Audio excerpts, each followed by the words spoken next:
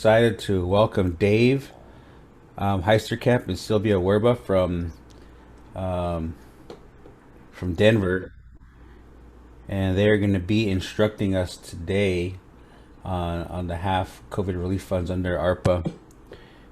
And I'm going to ask Dave or Sylvia, either one of you, if there's questions or if there are comments.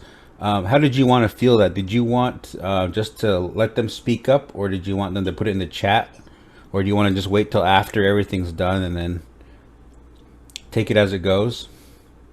I think it would be okay to do all of the above. I Okay. mean, if a question strikes someone and it's on the issue that we're talking about, sometimes it's easier to deal, to address it and talk about it while we're talking about the topic. So either way, whatever everybody's comfortable with, I think we can work around.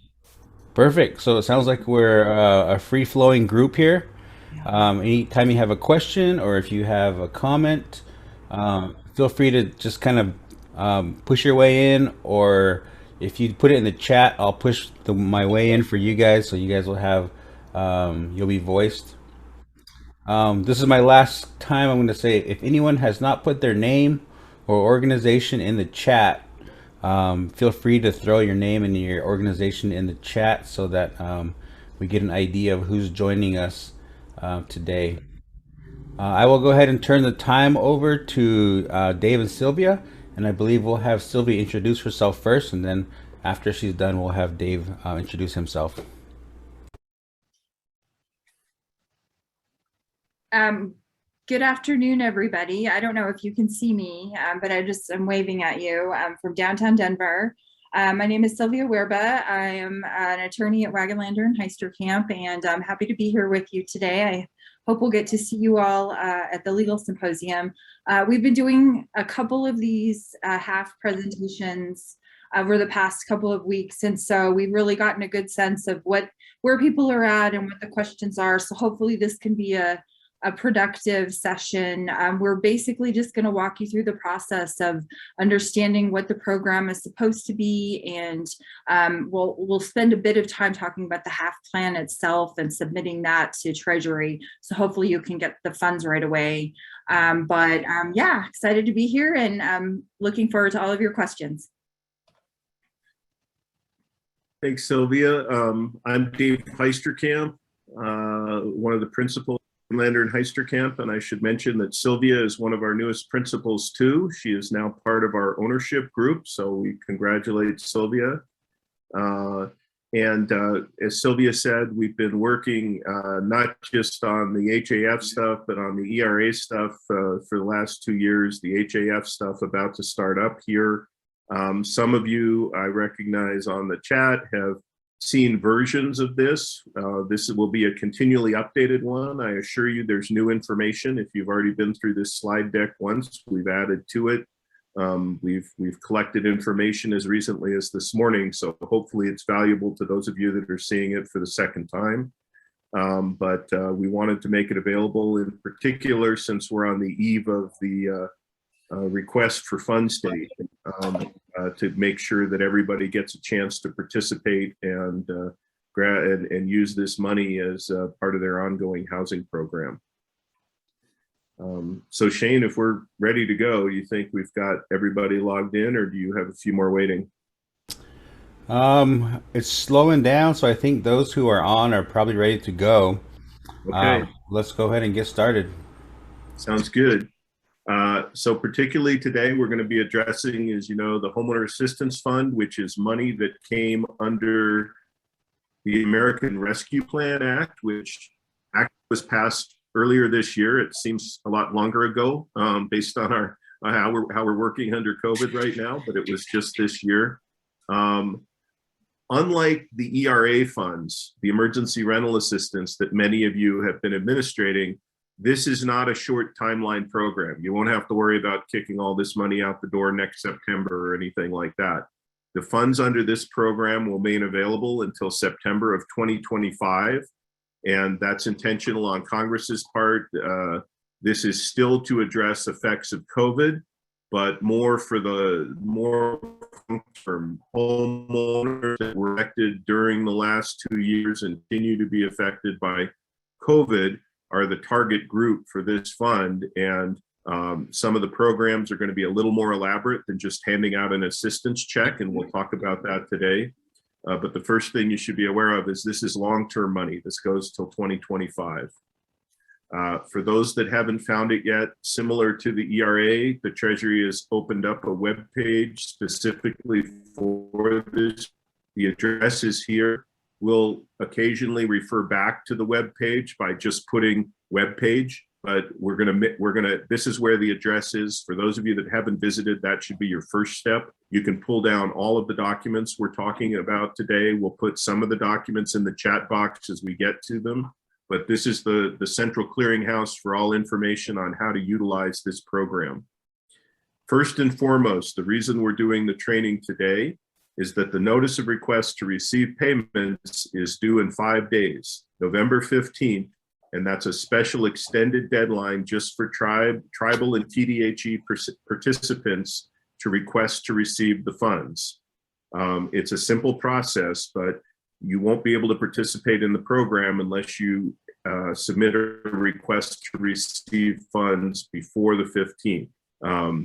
That is a simple process. The notice of funds goes through the online portal. Again, those of you that have been utilizing the ERA program, same portal system for the HAF program. Treasury is trying to keep it all consolidated. So you should have a tab or an option if you've got your portal set up to start dealing with HAF. If you have not done that yet, that is a process that takes a few steps to open the portal. It's not too bad, but leave yourself some time to get that done so you can submit the documents as well. The main document that you need to submit looks just like this. Very, very simple to request funds. You put a couple of contact names in there, you identify which tribe or TDHE. So it's not a long and complicated process just to secure your place for the funds. This is not a competitive grant program. This is a formula grant program. So funds have already been allocated for every eligible and potentially eligible tribe and TDHE in the country. Mostly that means all of you that participate in the IHBG program have a place in line and have an eligibility. And there was an option for tribes who don't normally participate in IHBG to jump in and get an allocation. To date, I think 3 tribes have done that. So there'll be a few different names than the straight IHBG program. But again, since it's a formula allocation program, there's no company for this. All you have to do to get it or to start the process is to submit this notice of funds request at the Treasury portal by the 15th. So if you take one thing away from the training today, is do that, make sure you give yourself an opportunity to participate. There'll be an additional financial assistance agreement, a very simple document. It's about a 5-page document. It's pretty much identical to the ones that you submitted for the Emergency Rental Assistance Act. It just says you'll follow the rules as they're laid out in the statute. And similar to ERA, most of the rules for this program are going to come through written guidances that Treasury has already published. There's not going to be a set of federal regulations for this. There's not going to be a lot of official rulemaking that goes on, again, because of the effort for Congress and the administration to get this money out the door quickly. So your Treasury webpage is where they're going to keep updated documentation, updated guidances on the program throughout its life. So again, hang on to that webpage. Make sure you check it periodically. The latest document that is a kind of a program overview and a guidance was published on the 2nd of August, and that's out there and available. We'll refer back to that a couple of times today, but that's kind of your program overview. And then a number of the other documents that we're going to talk about are posted again on that webpage. So in addition to the request for funds, there'll be that very short and easy financial assistance agreement that has to go in along with your request on the 15th. What do you get once you've submitted that? Well, initially 10% of your grant amount is going to come straight to you through the same access that you provide when you when you put the grant agreement in, they're gonna distribute the funds. So you'll get 10% right off the top without having been requested, and that will help for two things. That you can use that for planning process. You can use up to half of that for your planning process, which has to include some community engagement. There's a small amount of needs assessment involved. There may be some other administrative expenses. We'll kind of try to highlight where you might be spending some of that money as we go through the planning process today. So that's where you can find, if you have to hire some new staff like you did with the ERA, that's where you can use that money. You can also start a smaller pilot program. If you actually want to start assisting homeowners right away, as long as you do one of the authorized activities, you can actually spend that money as soon as you receive it to assist homebuyers. And that gives you the opportunity to kind of test some smaller pilot programs and figure out what's going to work best in your area. So who gets this money? Again, different target audience than the rental assistance. This money is targeted to homeowners, and that means they're going to be the higher income folks generally in your area, and who were also affected by COVID. So the basic criteria, they have to be able to attest that sometime after the beginning of the pandemic, which they've marked for this program is February 21st of 2020. So something that happened has affected them, and has caused hardship in their ability to own and maintain their home. Again, we're targeting private homeowners in this program, not renters. The income for the household can be up to 150% of the area median income, or 100% of the median income for the United States. For Indian country, that's huge. Those of you that deal with the median income figures in your NAIHC program understand that if you use those larger United States figures, you're going to be able to cover a lot more people probably than what your local program would allow. We'll talk in a minute how you can figure that out. HUD has provided some technical assistance to Treasury and created a portal, which we'll look at in a minute, that actually has done all the calculations for every county in the United States in the same method and format that you've experienced for when you look up area median incomes for your NAIHC program. Very helpful for you to kind of figure out who's going to be your potential grant recipient, who you're going to be able to potentially assist in your area once you have those income figures in. So the dwelling that you're assisting has to be the homeowner's primary residence, no second homes, no vacation homes, no extra homes. Everybody gets one home and one shot at assistance. Again, Treasury has learned from their experience with the rental program. They're going to try and format this program to be with the least administrative burden for the homeowner applicants, which means they'll allow attestations. We all of us that were in the emergency rental program got a real lesson on what an attestation is under Treasury lingo here, but basically a signed statement saying that the homeowner has experienced some financial hardship, and this program gives examples of those financial hardships, some reduction in income or increased household costs generally that happened after that January 21st, 2020 date, and has made it an ongoing or a bigger burden for them to maintain that home ownership.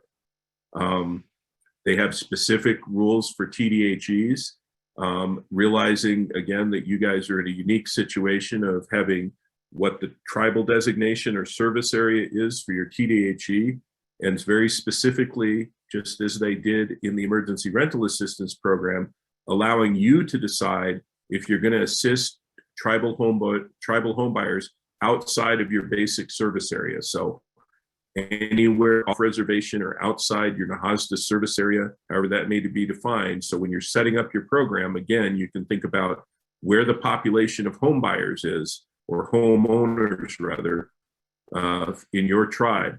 You're going to have some reservations are going to have just a smattering of homeowners on the reservation, but maybe a larger population off reservation. So when you're going through the planning process and anticipating this, this is one of the things that they ask you to look at, is decide where you want to go. And that's limited only by, they're suggesting that you make sure There would be nothing in your tribe's constitution or governing law that would prevent you from assisting people off reservation. In general, there should not be. That's not how most tribal constitutions or laws are set up, but they're putting that in there as a reminder. So how do you determine the income limits? HUD has made that easy. They provided what they call the homeowner eligibility lookup tool. It goes straight into HUD's PD&R system, the HUD user system, the same one where they post the NAIHC area median incomes every year. And they've done both calculations because this program allows you to use either 100% of area median or 100% of US median, or the greater of 158, the area median income and 100% of US median income. HUD's done all those calculations for you. You don't have to sit down and worry about whether you remember percentages from grade school or not. As an example, this is what you'll get. It's just like the other system. You type in which state you're in, you type in which county you're in, and it goes down to county levels for 1 person to 8 person households. And you can see when you start using the US median income, and these are the greater of. So the first line is the comparison of 100% of your area median income for that state and county, or the US income. This is kind of telling and a little bit sad. You have to get up past being a 5-person family before you get through the US median income for a single household. So the US median income is the higher figure for all of these households than the area median income in this particular county. And then if you're going to use 150%, it does those figures for you too.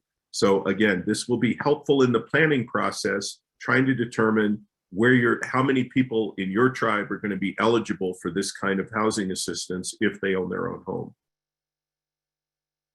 What can you do with this money? Again, unlike ERA, where the uses were pretty much set, they gave you a list. You could do any of those things, but you couldn't create your own options. You didn't have the ability to kind of get creative. The Homeowner Assistance Fund is more like NAIHC in that they're going to have you submit a plan that selects from a menu of activities, but then you're also going to be able to tailor those activities to your particular needs. So it's very much going to be like the Indian Housing Plan process. And you will see when Sylvia describes those documents how similar it is. But in general, only requirement for activities, the only requirement that you do something with this money is Treasury asks you to do at least one activity that addresses mortgage assistance in some way, shape, or form. And so a lot of the activities that you're going to see on the first part of the list revolve around that mortgage assistance. For some tribes, that's going to be a primary activity. I suspect for a lot of tribes, that's not going to be as important as using this money in other ways to assist homeowners for homeowner stability and homeowner preservation. And we'll talk about that in a minute. So obviously the basic activity helps somebody pay their mortgage. That's what this money can be used for. If you have homeowners who are already in default because they've missed some payments or they're in a forbearance, you can help them not only pay the missing mortgage payments, but help them clear up any of those costs or fees if they've gone into a forbearance. You can help somebody basically refinance by reducing the amount of principal on their mortgage, reducing the amount of interest rate on their mortgage, which are all similar to refinancing activities. What does that mean? And we'll say this again and again. That means going to the lenders that hold those mortgages and working with them to figure out how to make payments as a third party. You guys are going to be the grantee. You're not going to be the mortgage holder. Make payments on behalf of those home buyers. We know that, for instance, Wells Fargo, realizing this program's about to come online, has already talked to NAIHC and said, hey, we realize that we hold a lot of mortgages in Indian country, and we may be receiving some of these assistance payments, and we want to put in some system-wide protocols to all our branches and banks on how to receive and process these payments. So that's a good synergy right there, that the lenders are aware that this money is out there.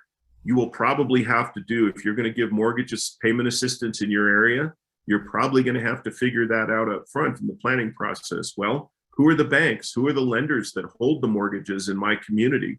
And I probably need to go give them a heads up that this is a program that's coming online. And we may be assisting some of the people that hold mortgages, which means we're going to be sending payments to your bank. How do we do that? What's the best process?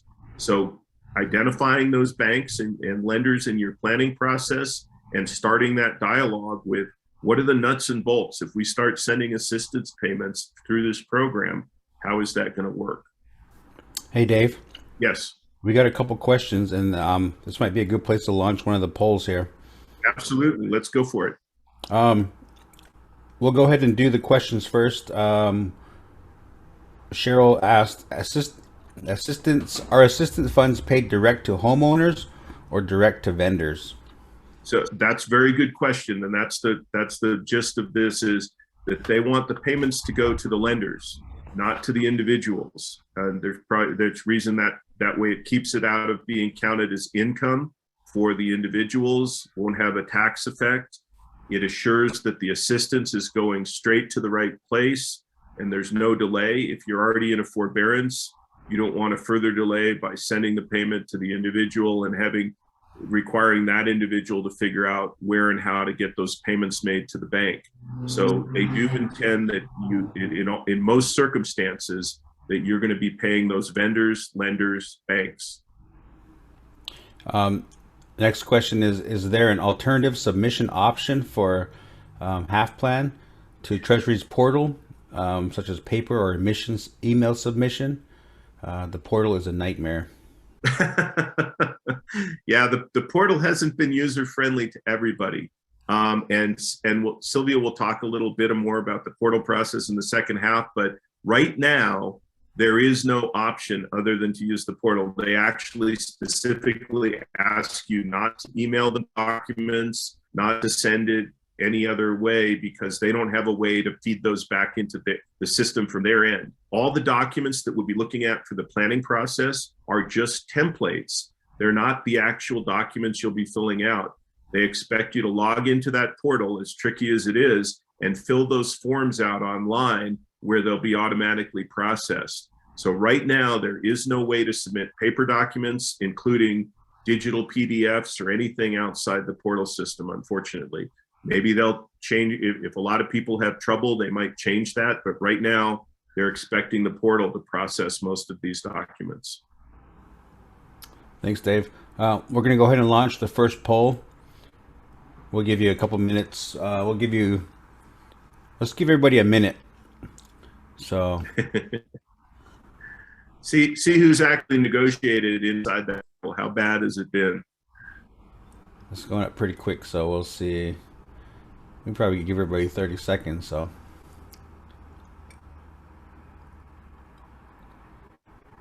all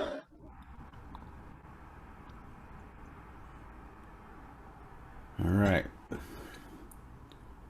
So I know there's 116 participants.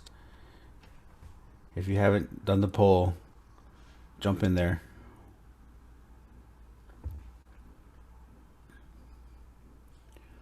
All right, 5 seconds. 4, 3, 2, 1. All right, I'll go ahead and end that, and then I will share the results with people. That's great. So 83% have already negotiated their way through the portal to get at least the request for funds in. And we're hoping the other 17% get enough courage up after hearing our presentation to do it. The form itself is very simple to fill out, but technical difficulties aside, if you've been having trouble with the Treasury portals, we don't want that to discourage the opportunity to get this money, because it's already been reserved for you and there is no competition. So the amounts are there. They're available for you. All right. Should we do the second poll? Sure, if you want to hit the second poll too. All right, we'll give everybody.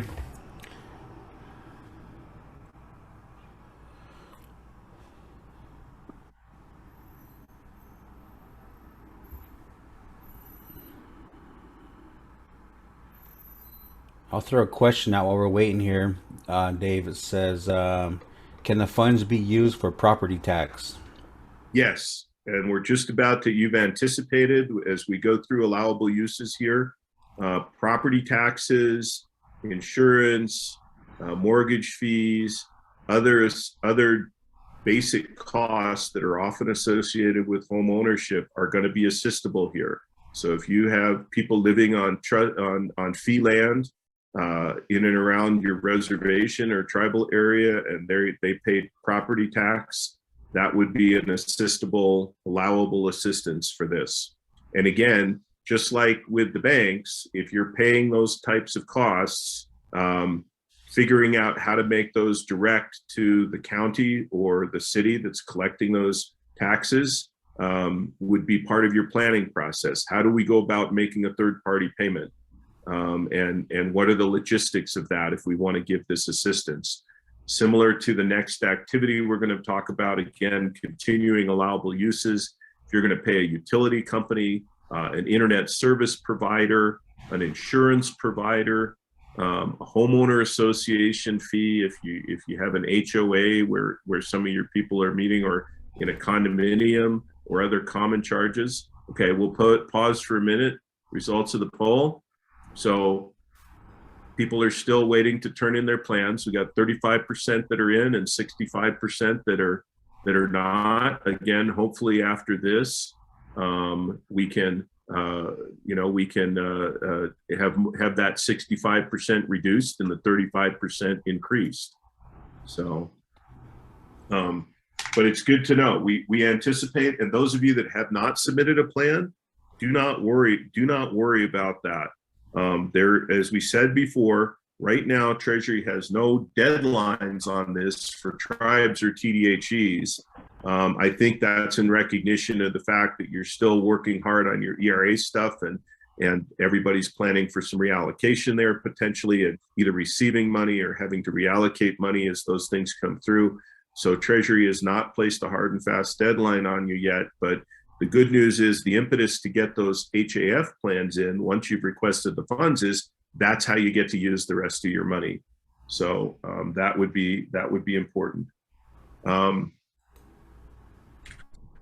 Again, do we have another question, Shane? Or are we ready to continue allowable uses? There are a number of other questions that just came up. Let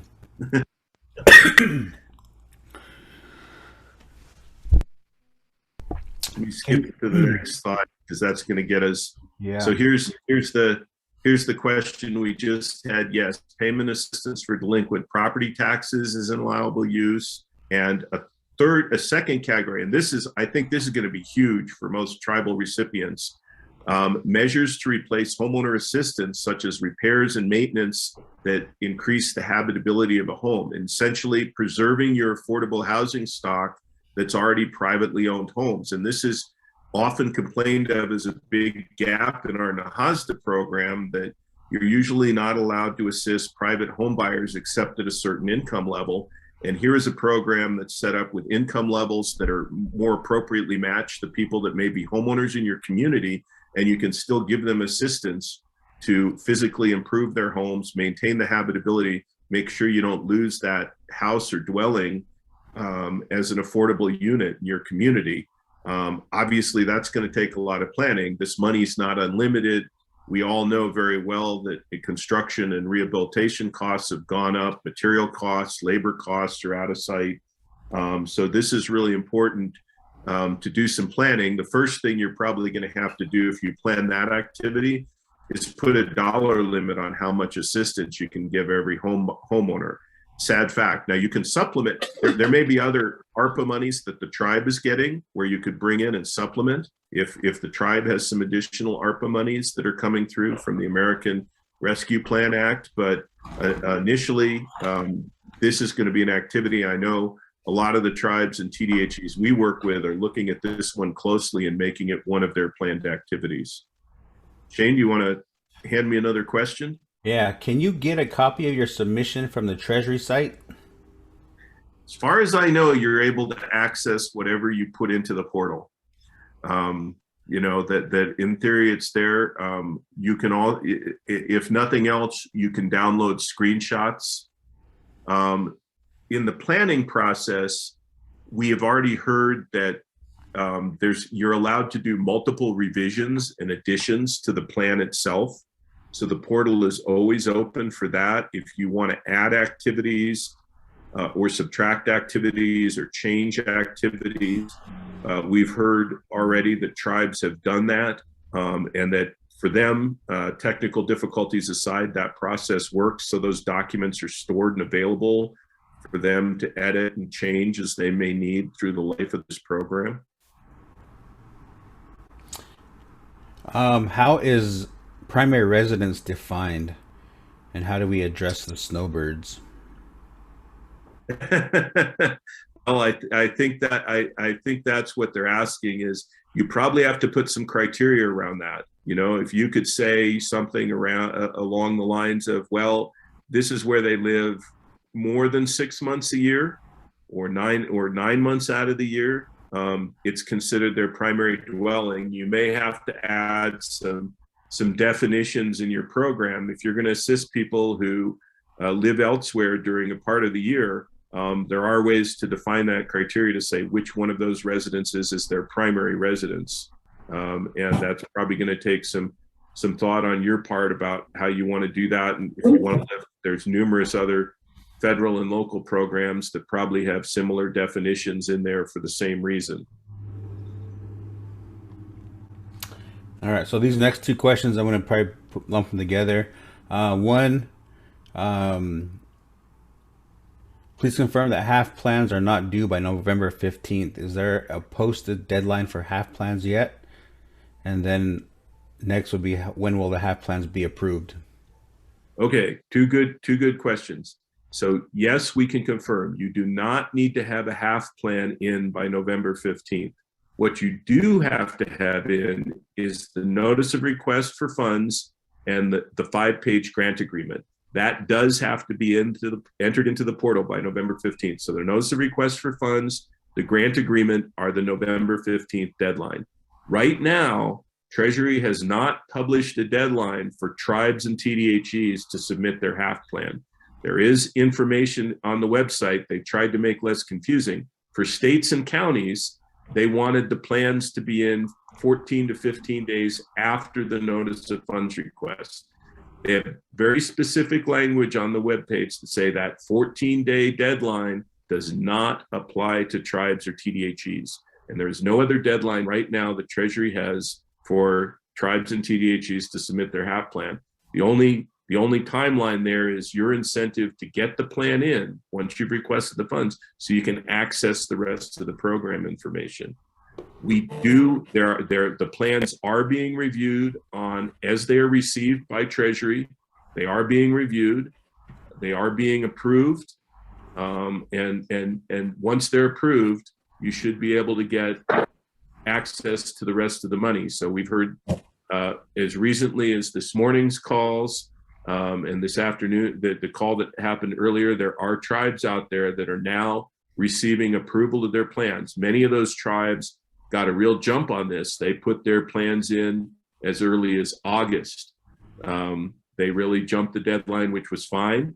And so so from August till about a week ago, when most of the approval stories are coming through, it's taken that long for Treasury to review the plans and approve them, but they are being approved and reviewed by the Treasury on an as-received basis.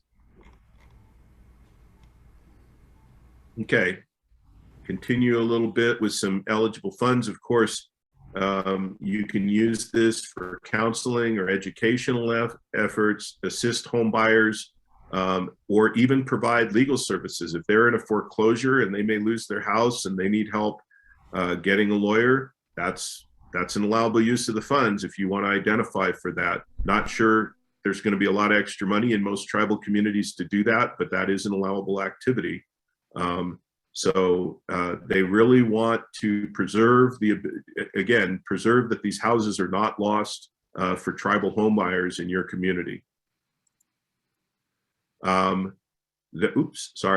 There's this rather confusing paragraph I put in there verbatim because there was no good way to summarize it. But if for some reason you've used other COVID relief monies or other tribal monies to provide some of the same types of activities since January 20th of 2020, you may be able to reimburse yourself and the tribe out of this. I would be very cautious about that activity because it has to be a certain type of qualified expense that you can trace back to a certain source of funding. But if you're a tribe that's already been jumping on it and done a lot of homeowner assistance, you may be able to reimburse yourself for some of the assistance you put out the door. And then, of course, any planning, community engagement, there's a needs assessment that's attached to the planning process that Sylvia will take us through. Anything related to that, through the administrative portion, which is a full 15% of your grant. So when you're doing your planning, you're allowed to use up to 15% of your grant money for those planning and community engagement purposes. That's a little more generous than the amount they allowed under ERA, probably again, learning curve recognition that there's often a lot of infrastructure and administration and extra employees and stuff that TDHEs need to put in place to run these programs. And so 15% of the money can be used for those expenses. I'm going to talk, my last two slides are a very general overview of the planning process, and then Sylvia's going to take us through that in some detail. Again, the first document we recommend you look at, again, available on that webpage that we keep referencing, is the overview guidance, and it's very small document compared to some of the ERA guidances we saw at the end, and it basically outlines what we've gone through in stat eligible uses and some of the planning pieces. But your plan, when it comes, is going to go through a template that they've already produced. And we're going to look at that in some detail. All but 15 tribal and TDHE grant recipients have received $5 million or less. So most tribes are going to be filling out the template for a grant of $5 million or less. Those other 15 tribes, if you're on the line and you're lucky enough to have received more than $5 million, you're going to have a slightly longer template to fill out for your HAF plan. The difference appears to be mostly in the data that they're going to collect from you. Most tribes are not going to have too much difficulty proving that they're using this money in a community or to targeted individuals as Congress is intended, because you're operating in Indian communities, and those are some of the specific targeted communities they're allowed. But be aware that there are two different plates, one for grants over 5, one for grants under 5.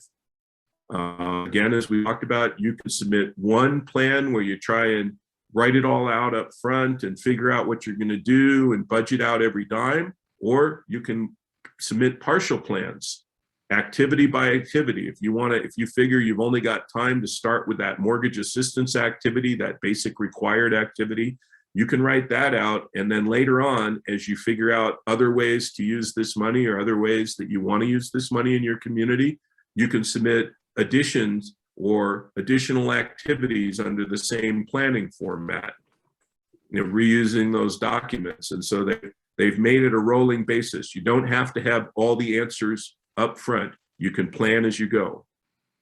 And they've identified that. Part of the reason they're allowing you to do that is they want to see this money get out the door right now.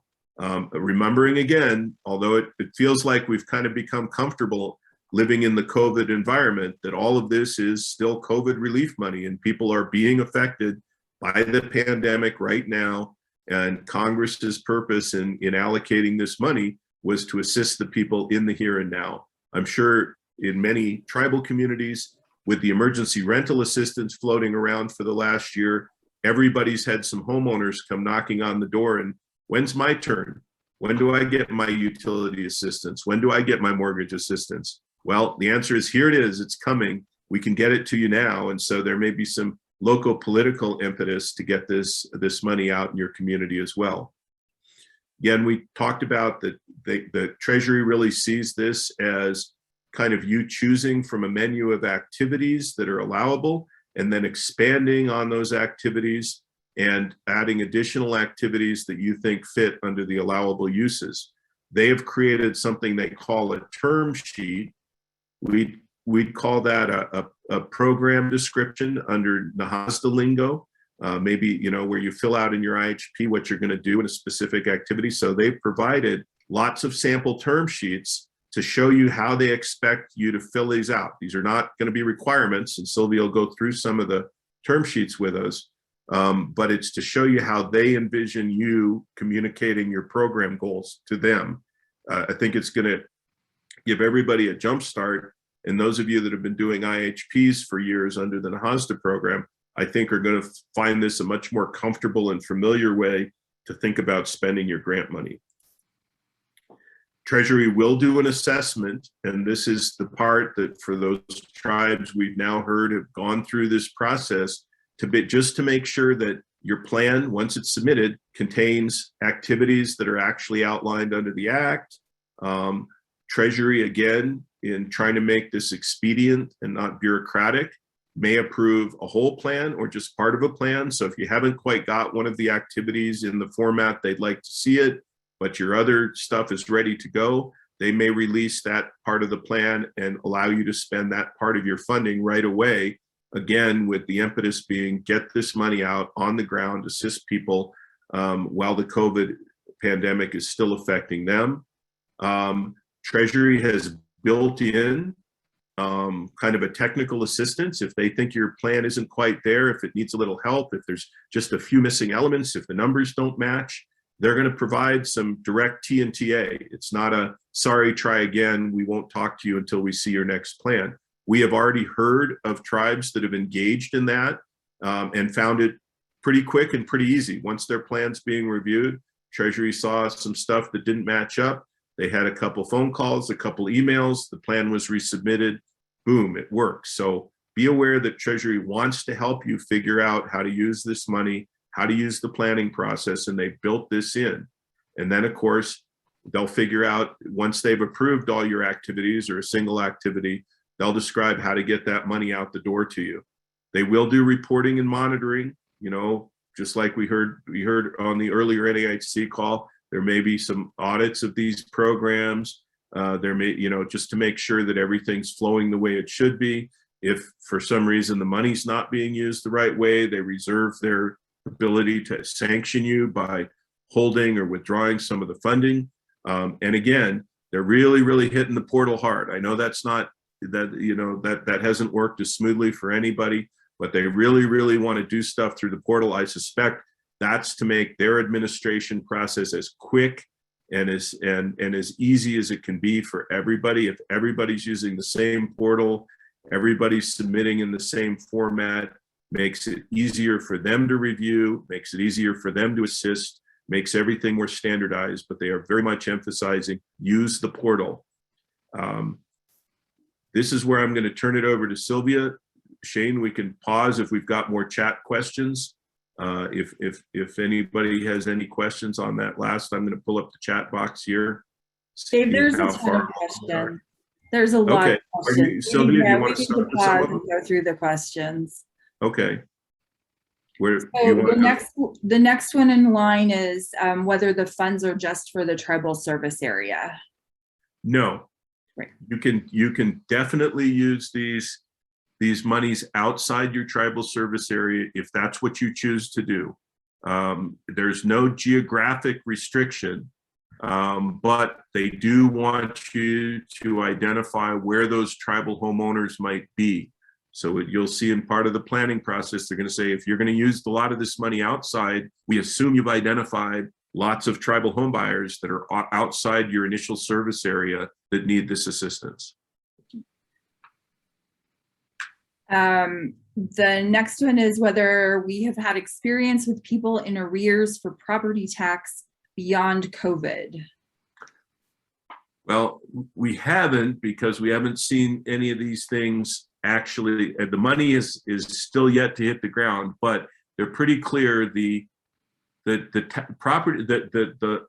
the hardship has to have occurred during that period from January 20th, 2020 to date.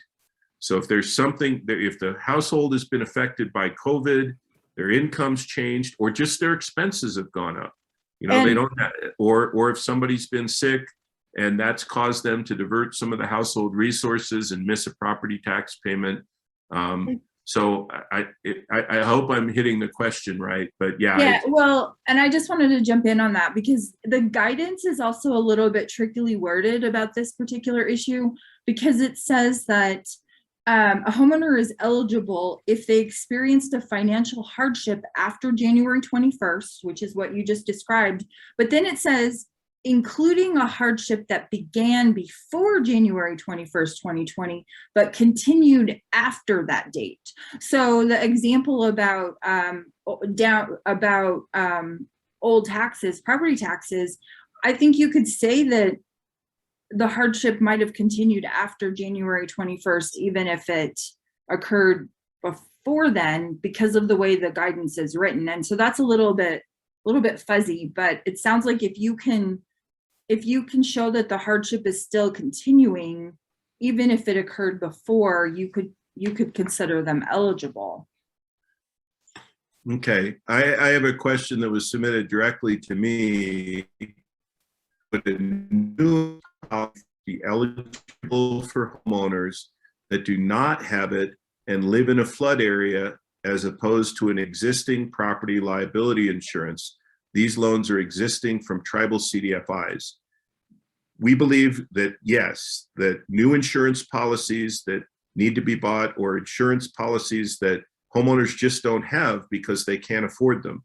You know, that's a homeowner expense. And if they need flood insurance and they haven't had flood insurance, and it would preserve the viability of that home, again, preserving that as an affordable housing asset, that should be an eligible expense. Again, if you write that in as an activity that you're going to help people buy flood insurance where they need it in floodplain areas and haven't had it, and Treasury wants you to provide some more details, they'll do that during the TNTA phase. But I think that would certainly be an eligible expense. Yeah. The next comment and question is whether we could talk a little bit about down payment assistance as an eligible expense. And I can go ahead and take this one. So it's not very clearly written in the guidance, but it's not new down payment assistance. The program is intended for current homeowners. It's not intended to create new homeowners. So if you have a home buyer who maybe previously had a down payment assistance loan and they got behind on that because of COVID and they need assistance for that, that's an eligible expense, but it is not intended to create new homeowners or to assist new home buyers. And if you happen to attend the Treasury consultation that they held before they issued all the guidances, this was an issue that tribes were very vocal about, because tribes want to help new homeowners and get new home buyers into homes, but they were very clear it is just for current homeowners. I hope that helped or addressed the question. Not as much as we'd like to, Joanna, but it's something. Exactly. Next question is, what's the limit everyone's using in this area, BIA HIP caps? Question. I'm not sure the limit for, I'm not sure I understand which limits. Cheryl, can you unmute? Yeah. Yep. When you were talking about the habitability, addressing the habitability of a home, like if you're going to renovate or rehab to make something more habitable, just wondering what sort of numbers are being kind of looked at out there as a cap per unit or per individual applicant. Thank you for the clarification. There are certainly some TDHEs that we've talked to that gravitate immediately to HIP because that program's kind of set up the same way. Obviously, the HIP program is not as well funded as this. So they may look at initially at saying, well, a HIP program would cover, you know, roofs and weatherization, windows, doors, with a certain limit. If we do those same activities, we may start with the HIP limit, but because we have a little bit more money than our HIP program does, we can be more generous. So I think rather than starting with a dollar limit, people are starting with, hey, if we're going to renovate people's houses, privately owned houses, of course we could go wild. You know, that could be, we could spend up all our money, and there are no set limits inside other than the general ethos of this program is to assist as many people as possible.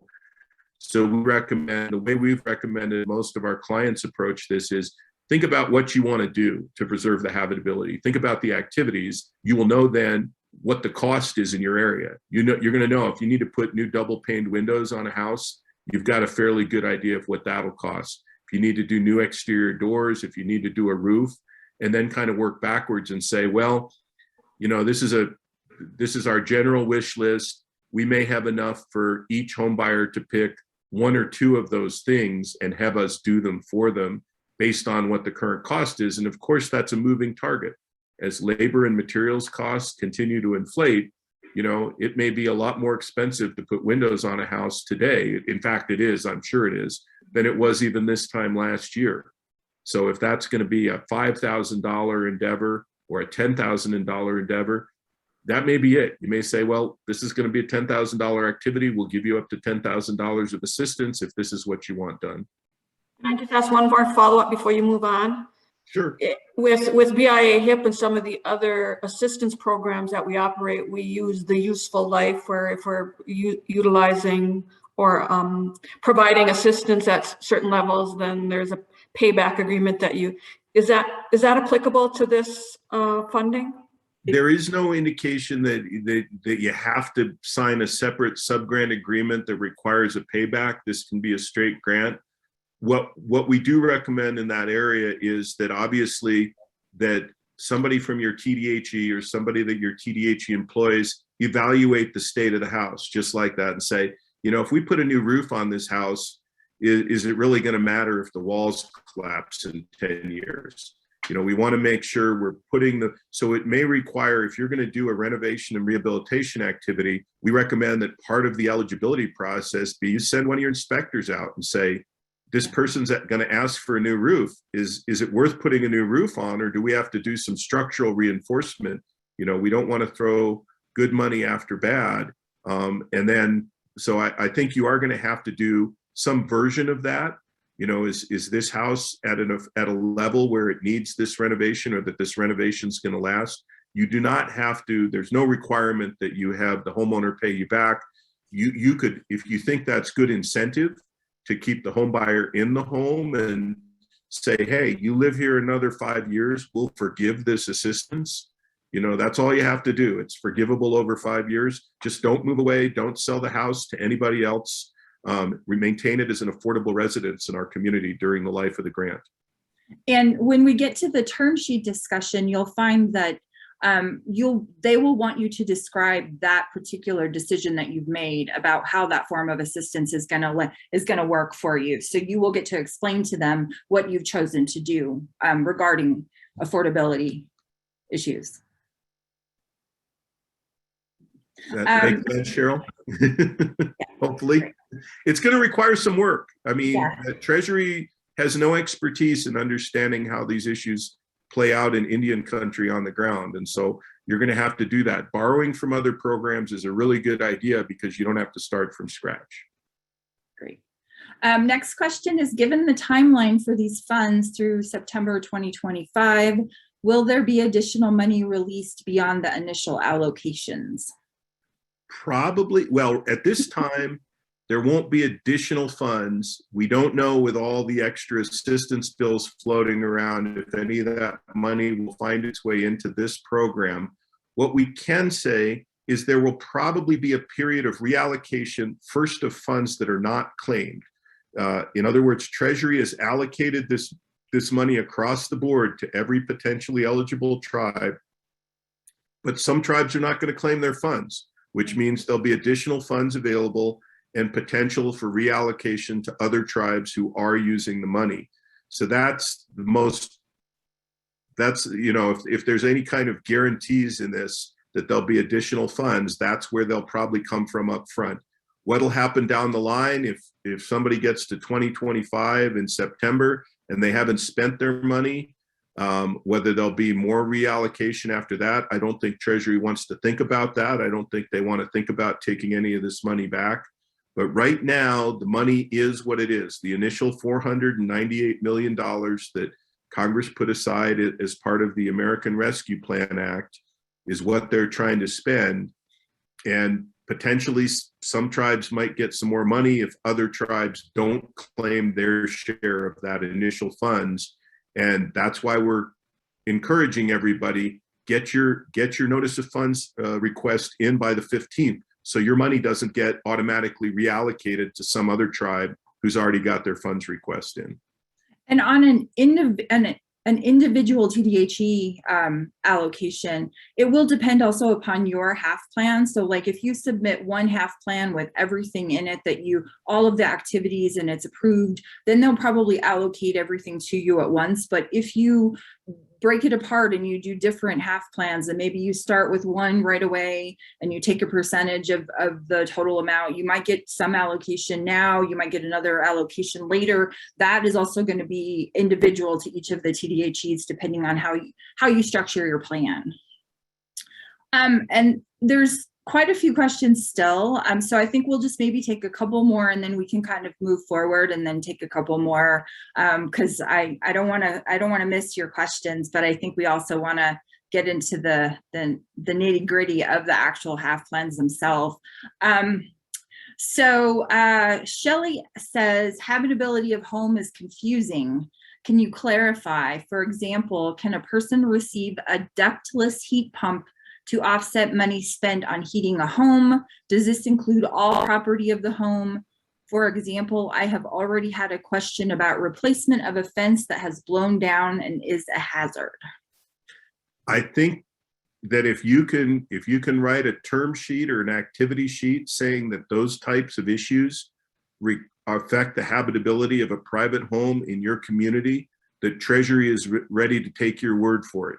You know, everybody's need for home ownership. It's kind of like, you know, if we only do roofs, we only do roofs. But if we can replace water heaters or furnaces, and that increases the long-term habitability, there may be a particular reason everybody needs a fenced-in home in your community that may affect, you know, how the property is used and be really important. They're going to look to you to describe why those activities affect the habitability of a home, but they've left it up to you to convince them. And probably on stuff like major appliances, a ductless heat pump, that's going to be pretty easy because that's understandable to increase the useful life of the home and to make it actually function the way it should. So they're going to trust you to explain why those activities are important in your community. And we actually had a lot of questions about habitability, so hopefully that addressed a few of them. And then someone else asked about, they have not received an allocation amount. Where do we find this? Was there an award letter sent? There has not been, but on September 20th, they published allocations and the methodology for allocations for all tribes in the country. I've just posted those in the chat stream. So take a look at that document. You should be on it, I hope. If you're not, I'm not sure why Treasury allowed you to request a notice of funds. I'm sure you are. But yes, that's one question we get quite often. And that list is now posted in the chat box. Please pull it down. Sylvia, do we want to do a couple of your slides? We will come back to everybody's questions. Okay, just so you know, there's more than 10 questions to be addressed. Oh, I know. There's lots. I can see it. I love it. It's great. I'm glad everybody's thinking about that. I think that's exactly what NAIHC intended by holding this session. And I promise we'll come back. We've got our place held in line. We won't miss anybody, I hope. But we want to let Sylvia get on and tell us about what the actual planning process is like. Okay, so yeah, I'll let you move that slide forward to this slide. Thank you. So the really great thing about this program is that Treasury isn't dictating to you specifically what you do with these dollars. I mean, they've listed the eligible activities, but you at the TDHE level get to decide how the money is going to best be used in your community. And so what they're asking for, Treasury, what they're asking you to do when they want you to put this plan together is they want you to explain what your activities are going to be, and also show them some of the documentation that you can use to back up why you decided to provide certain assistance. And if you think about the IHP and how you plan for that and the way that it's structured, this HAF plan is a little bit like that. And so don't be intimidated by it. It looks scarier than it actually is. And I think for most TDHEs, all of this you're going to fully understand and feel very comfortable with. You have this information, you know this information. So it seems a little bit scary when you look at it, but I promise you, it really is not that big of a deal. It just is going to take a little bit of planning, a little bit of gathering of information to show, why you decided to do certain things. And then just taking some time to actually go through the HAF plan document and fill it out and get it ready to be submitted on the portal. So hopefully once we're done going through this, you will feel a little bit more comfortable and a little less intimidated by the plan itself. So what they did at Treasury was there are 2 templates at this time. And the way they structured it is there is a template for grantees who are going to get 5 million or less. And then the folks who are getting 5 million or more will have a different HAF plan. And the plan for the 5 million or more, it's just more detailed, a little bit more work will be required, a little bit more detail. And as far as we know, only 15 tribes or TDHEs received more than 5 million. So, and the HAF plan templates are on the Treasury website for the HAF program. So we'll probably share links to that, but just so you know that they're right up there on the website. And what you want to do is you want to print it out, and you'll just want to start getting ready to submit it, and then put yourself on the portal and put it in. It's going to be that will be your process. So as I said, some of what Treasury is asking you to tell them about is the data that you use to back up your reasons for the assistance provided. So if, for example, you don't have certain information that they've asked for available to you, Treasury will accept alternative information regarding your community or tribe. The other aspect of the plan is that Treasury also wants you to show them that you've considered homeownership needs in your community, in your jurisdiction, and that you've engaged with other partners to try to find out, what are people saying that they need? Are you talking to actual home buyers? Are you talking to your tribal council? Have you spoken with maybe some mortgage providers, banks, lenders? Who are you talking to gather this information, and what participation is occurring? That will be included in the HAF plan. And then, as Dave mentioned, for each type of assistance that you're going to provide, Treasury wants you to give them specific information in what they call a term sheet. So, if you decide you're going to spend the money in 2 different ways, maybe you're going to do utility assistance and mortgage assistance. So you would fill out a term sheet for each type of assistance that you're going to provide. Dave? Okay, so as we talked about methods of targeting, and I think we'll get right into the nitty-gritty of the actual document rather than repeating that. So on the front page, Dave, if you want to go to the actual HAF plan, the actual HAF plan itself, why don't we just look at that? Yep. So the way that it's structured is you are going to be filling in different fields. And so one of them will be, like we just discussed, homeowner needs and community engagement. You're going to talk about each of the program design elements for each type of assistance you're going to give. You're going to have to show them what your performance goals are and show them that your organization is ready to run this program. And then you're also being asked to submit a budget. So, and I mean, obviously, when you're thinking about how to break up what assistance you're going to provide, you will break it up by dollar amounts, and they will want to see how you're going to do that. And it says, again, once you submit it, Treasury will review it, and they may approve one section or they may approve the whole thing. But what I would suggest is really think about what assistance are you going to need to provide in a timeline? Do you want to provide utility assistance? Because obviously that might need to go in sooner than, you know, if you decided to do repairs or other types of assistance. I know some folks who have submitted a partial HAF plan because they want to get a utility assistance started right now. They want to help people when it starts to get cold. So really think about the time frame as well. I mean, if you want something sooner than later, you know, you're able to do that and break it out into pieces rather than doing it all at once. Some folks like to just get it all over with at one time, you know, whatever is going to work the best for you. And that's kind of the best part about the way that they structured this is Treasury doesn't get into the real, you know, details of what they want you to do. You get to decide that as an organization, and that's great. So let's move down, Dave. So if you look here, the first section, homeowner needs and community engagement. So what they want to see is what data informed your planning. What did you look at to determine, you know, that you were going to provide certain types of assistance? So it says Treasury will assess the extent to which a participant has, in the course of the planning process, relied on quantitative data and community input to inform the design of the actual plan. And then in this section, you will tell them how you gathered the data. Now, keep in mind that because tribes, you know, you don't have as much diversity perhaps as other places, you're going to have an easier time filling out this section because you'll be able to go off of, you know, HUD data, maybe the census.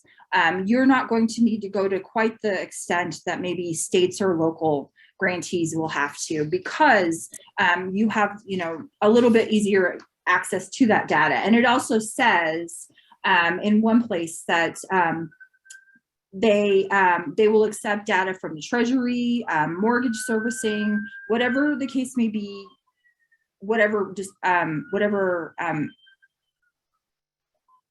dollars you're going to be spending on a certain type of assistance. So Dave, if you'll scroll down for me. I just wanted to emphasize again, to tie in the first part of our conversation and Wells Fargo's conversation with NAIHC, here's where mortgage servicers like Wells and other lenders come into your planning process. This is where they're triggering you. Go ahead, talk to these folks, figure out how many mortgages those folks hold in your area and what might need to happen. Maybe all the mortgages they hold in the area are fine. So, you know, there is nobody in debt for a particular lender or behind for a particular lender. But again, triggering this up front, this may take a little planning for each type of loan that you've got out there. Right. Dave, if you'll scroll down for me, thanks. And so if you'll notice, it asks you to tell them whether you've requested and received input from tribal councils, community-based organizations, other providers of housing counselees, or providers of legal assistance. So there's, you know, a good array of groups that you'll be able to talk to, and you will tell Treasury what groups you've gotten this information from. And so just note that they did include tribal councils in there.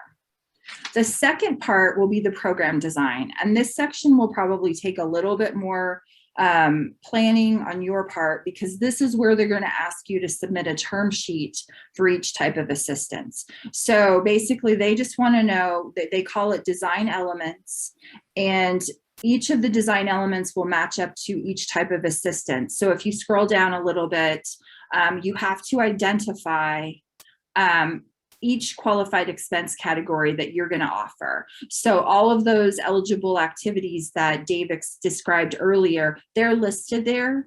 And then you're going to go through and tell them, well, we're going to do helping with down payment assistance, or we're going to help with home buyer, you know, repairs, whatever the case may be.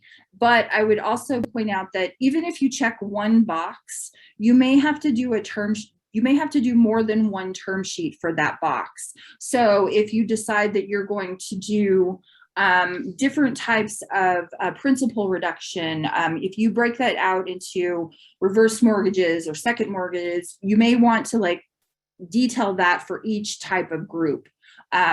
So that will be important as you're preparing the design elements. So if you scroll down, we can see they want a brief description, how the funds are going to be used. They want you to tell them what did you decide is the maximum amount of assistance that you're going to give per homeowner? Obviously, you're going to want to think about what dollar amount is going to be appropriate for the type of assistance that you're going to give out, and also think about, you know, how can you maximize the number of people that you're helping. So those are decisions you get to make yourself. Treasury does not have any limits that they've proposed. They don't have anything guiding you, telling you what you are restricted to. You make that decision yourself. The next thing will be eligibility criteria and documentation requirements. So you're going to need to show them, well, how am I determining whether they're income eligible, whether they've been affected by COVID? And then you're also going to be talking about what other types of documentation are you going to require? So if it's home buyer repair, you're going to want to have an inspection done, as Dave mentioned earlier, or if it's utilities, will you want to actually see copies of the bills? Those are the things that you'll be thinking about for each type of assistance. And then form of assistance, you'll talk about whether these are grants, whether they're forgivable loans, whether you're going to have any requirements, as we talked about a minute ago with Cheryl's question about affordability requirements. So that will fall into this category. And then payment requirements. Who are you going to pay? Are you going to pay the banking industry persons? Are you going to pay the utility companies? Are you going to be paying the money directly to the individuals who do the repairs? This is where you're going to outline that for Treasury. And then after that, if you'll notice, there's a box that says that you may elect to revise your HAF plan over time to add or subtract a design element. And then they ask you whether you anticipate adding additional design elements within 1 year of this submission. So you really want to think about that. I mean, clearly they're telling you that you will have the opportunity to make changes. Let's say you start your program out and you decide that you want to allocate a certain number of dollars to old taxes, and then you find that you don't have as much of a need for it as you thought you did. Maybe you would want to like move that money over into another category. This obviously gives you an opportunity to say, yes, we want to potentially revise our plan depending on what we learn and how the program rolls out. So we would recommend that everybody select yes there, so that you could go ahead and change that if you needed to. And if you don't, that's fine too. Documentation of homeowner income.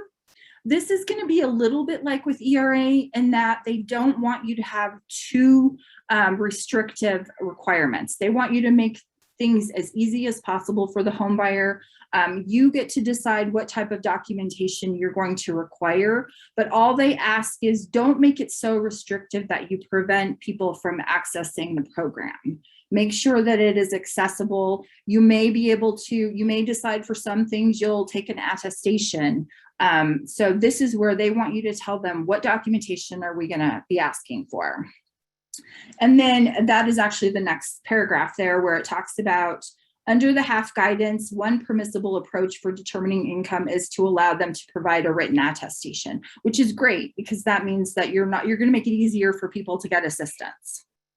And if you decide to use a fact-specific proxy, they will ask you to describe what you're using. So that might be something about your community that says that 75% of the community is very low income, or any type of information like that. You could use that instead of gathering individual income information.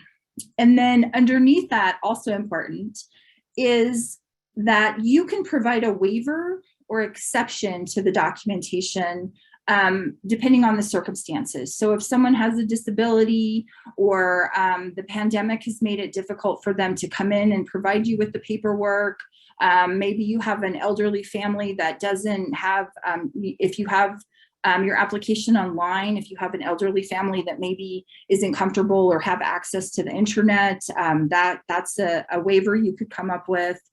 So, this is just a place where you're going to tell Treasury, yes, we're going to allow waivers or exceptions in certain circumstances. Eligible mortgage types, they want you to tell them which type of mortgages you're going to assist with. And that's just a box you check. If you look there, it's got first, second, reverse, loans secured by manufactured housing, secured by real estate or a dwelling, and then contracts for deed or land contract. So they want you to break down what type of homeownership program is it. If the participant excludes any of the mortgage types from one or more of the program design elements, explain the exclusion. So if you know that nobody has manufactured housing in your area, you can say, well, we're not gonna approve those because we know no one has manufactured housing here. You'll want to break that down. Sylvia, can I just pause? I think this will take care of a few of our pending questions in the chat box. Great. People had already asked what type of mortgages are going to be assistable. Somebody had asked about second mortgages. Yes. Mortgages that are basically financing manufactured housing. Yes. Those loans on a mobile home or house trailer are going to be eligible. Contracts for deed or land contract.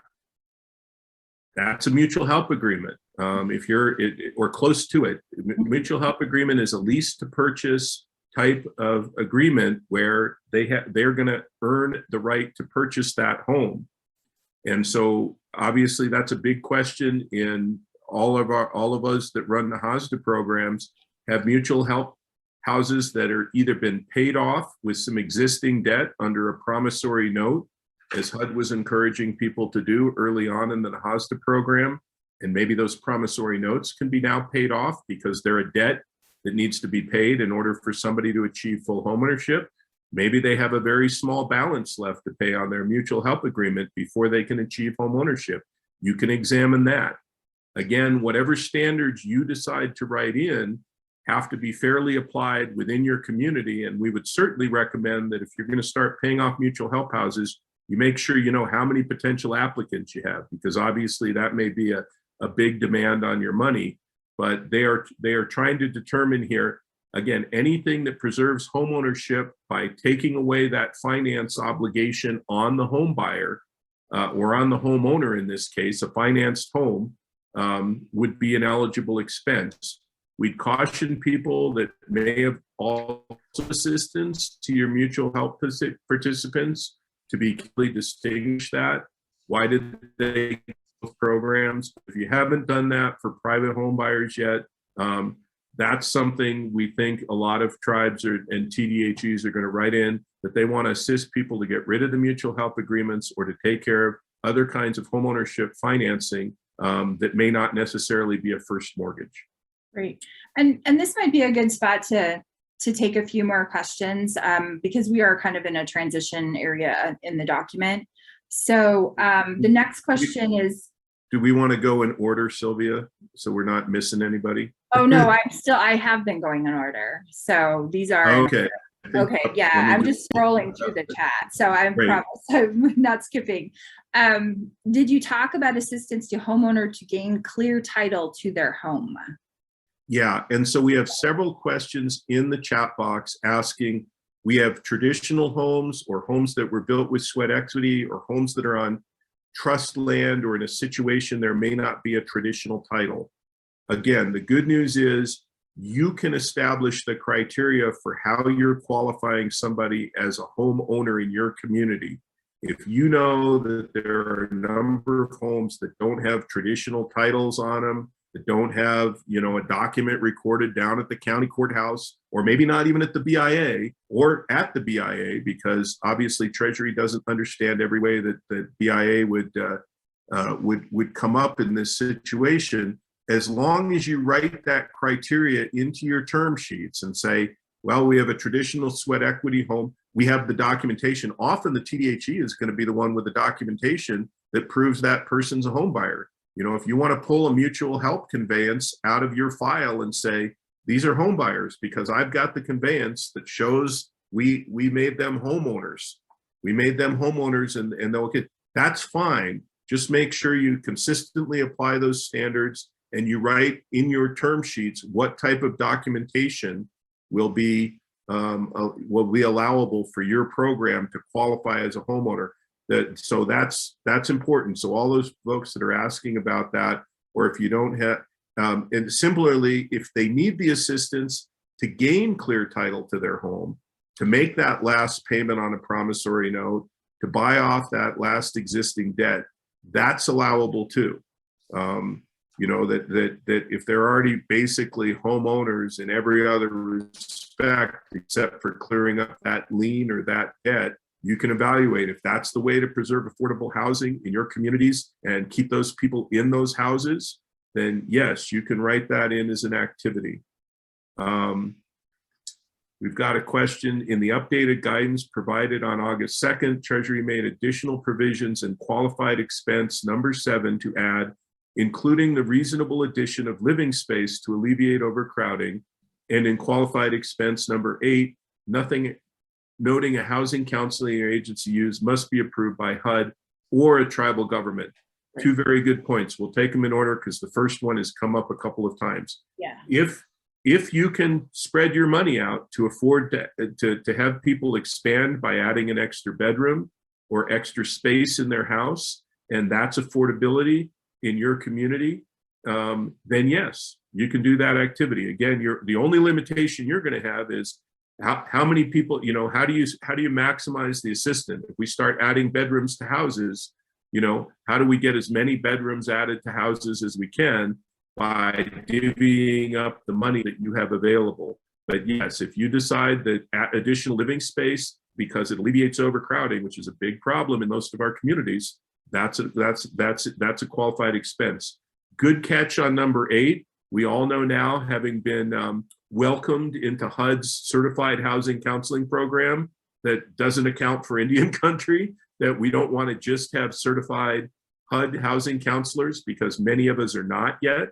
But if your NAIHC program, your TDHE program already has housing counseling, which essentially means it's been approved by your tribal government because you're already running it as a program, then that would be an eligible expense too. If you want to give some money to your housing counseling program, because that's going to reach more people with this assistance, and you don't have a HUD qualified housing counseling program yet, that's okay, as long as it's approved by the tribal government.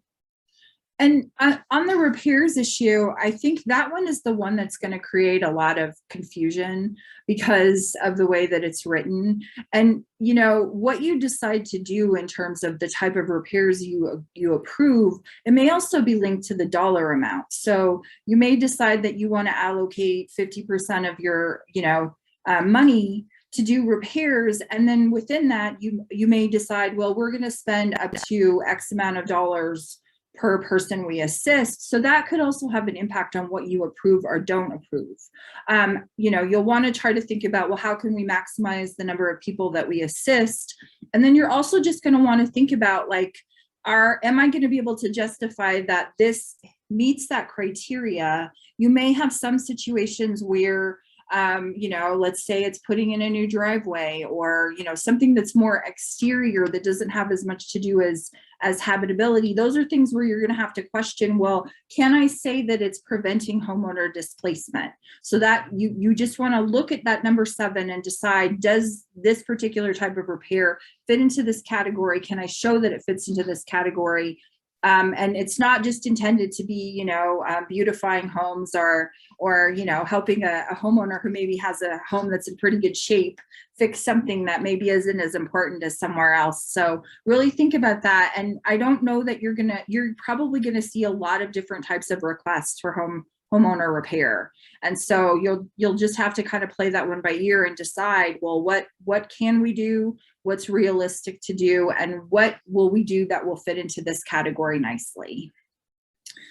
And then Iris Friday is commenting that CARES ARP or IHBG that was used for homeowner assistance within the COVID timeframe can be reimbursed with HAF if it fell within one of the eligible activities. And that's correct. Well, yeah, there may be some limitations if you read that definition, Iris, and that's a good catch on that. Yeah. They've written that as a yes or no. They go back, they have some federal funding sources that are disqualified from reimbursement. So we'd encourage you to go back to the guidance and double check. As I say, it was too lengthy to put in here, but you'll notice They're excluding some clauses, 6, 7, 8, or 9. So some or all of those may or may not be all reimbursable, but yes, in general, they're trying to reimburse expenses. There are some federal programs that may be excluded from that reimbursement. So double check the way they've defined that inside the guidance, but good catch, Iris. Thanks for the comment. And tying that question back to the actual HAF plan document, you will have to explain and break down any reimbursements that you do in the HAF plan document as well. So we have another question. If a participant has used other COVID money, do we still assist them for that month? And is it disregarded from their total annual income? Good question. My understanding is that COVID money is disregarded. So as a general matter, the emergency rental assistance and the homeowner assistance fund money should not be counted as income in any other way towards the assisted individual. So there's not going to be, you're not going to assist them. There's been some good clarification for that in the ERA program. We know that in Indian country, sometimes other welfare agencies at the state level have looked at the ERA assistance and said, we're going to reduce their other benefits because they're receiving this benefit. That should not happen. Treasury has written some opinions as to why that should not happen. HAF money should be treated the same way. As far as how this, and I'm trying to interpret the question here, Susan, as far as this may regard, if you've given them other assistance, as long as you followed the guidelines for that other assistance and you're not illegally overlapping either one of them, that yes, it's potentially that somebody could have received other COVID assistance money from another program and will also receive, also is eligible to receive. So previous receipt of assistance under a COVID program, it does not disqualify a homeowner from participating in this program. So there's no, you know, if they've received assistance from any other source, tribal ARP funds or something else, that's not a disqualification. I'm sure the one caveat would be, don't assist them on exactly the same activity. If somebody's already built a room using ARP money, probably shouldn't build them another room using the HAF money. So as long as it's not exactly the same activity, there should not be a restriction just because they've received previous COVID assistance. Good question. Can funds be used for homeowners to convert from propane to natural gas? Again, if you find that's a need in your community to preserve the habitability of homes and to assist with energy, with heating and cooling costs, then yes, you can do that activity. You write it into one of the program sheets we're going to look at in a minute and say, this is why we need it. You know, in Indian country, I would say the other thing is electrical, right? A lot of houses were built in a certain era with electrical heat, and that may be prohibitively expensive right now to heat with electricity. So if it reduces the overall utility cost for the homeowner, helps them maintain habitability of the unit, conversion to propane or natural gas, or from back and forth from one to the other, is a potentially eligible activity if you want to write it in and decide, you know, if there's going to be cost limits on that, what exactly that will entail. You know, you can do that as an activity. We'll take 2 or 3 more and then we'll continue on with the documents. Question, we've submitted our plan, but we haven't heard anything back from Treasury. Should we have heard anything if anything was weak in our plan? What we can tell you is that Treasury is reviewing these on a first come, first served basis, and that tribes that were first in line starting about August are just now hearing back on some of their plans, including whether they need corrections to those plans. So if you haven't been sitting in the queue for 3 or 4 months, if you've only been in there for a couple of weeks, be patient. As long as they've confirmed that they've received the plan, and we understand that they always send, you know, an auto email saying, thanks very much for submitting your plans in, we'll receive it, we'll review it in the order we receive. Remembering that Treasury is not just reviewing Indian country plans right now, every other state and county in the country is in that process too, that they need, that most of those have submitted plans, their plans need to be approved, and So you may have to stand in line before a few other grant recipients. So if you haven't been waiting 3 or 4 months, if you're still worried about it, we'd encourage you to email the tribal liaison at Treasury, Nancy Montoya, who was on the ERA program, also on the HAF program. She may be able to give you some idea of where you are in line. We don't know. Obviously, like I say, Treasury's got their hands full reviewing every plan in the country right now. So if you haven't been waiting 3 or 4 months, I wouldn't be too nervous, but if you want to email Nancy Montoya at Treasury and just be sure. Joanna, new question, can HAF funds assist tenants in tax credit units who are converting to home ownership similar to mutual help conversions? Very good question. There are no restrictions on what funding source built or assists the home now. So if you have homeowners that are becoming homeowners because their tax credit project is at the end of compliance and it's now in a conversion period, that should be an eligible activity. All you have to do is write it into your plan in a term sheet, describe what kind of assistance you're going to give those people, whether it's assisting them in obtaining insurance as private homeowners, or paying some other costs that they now have to pay as private homeowners. It shouldn't matter that the house came out of a tax credit project. That should be an eligible way to assist them. We've answered about, yes, you can do additions to homes, including bedrooms and bathrooms. Traditional homes without regular title can be assisted. I've seen this question a couple of times too. Will an environmental review be triggered by using this particular funding for an eligible activity? We would recommend they don't have, as obviously without issuing regulations, they don't have as detailed a process for how this money is going to be used when you do these things. In general, we would encourage those of you that know the HUD system of environmental reviews, and for a lot of renovation work, that's usually a categorical exclusion. So if you're doing mostly indoor renovation work or not changing the footprint of the house, not encroaching on any land that hasn't already been developed, you should be able to do that as a categorical exclusion in most situations. But we'd encourage people to look to your HUD processes, in the details of actually making this construction work. So the other issue besides environmental reviews is how are you going to get contractors to do this? It's probably, and a lot of the Treasury documentation encourages the grantee, you, to take on the responsibility to identify contractors, to help the homeowners write those contracts, to manage those contracts for the homeowners, to oversee the work, because that's not going to be expertise the homeowner has.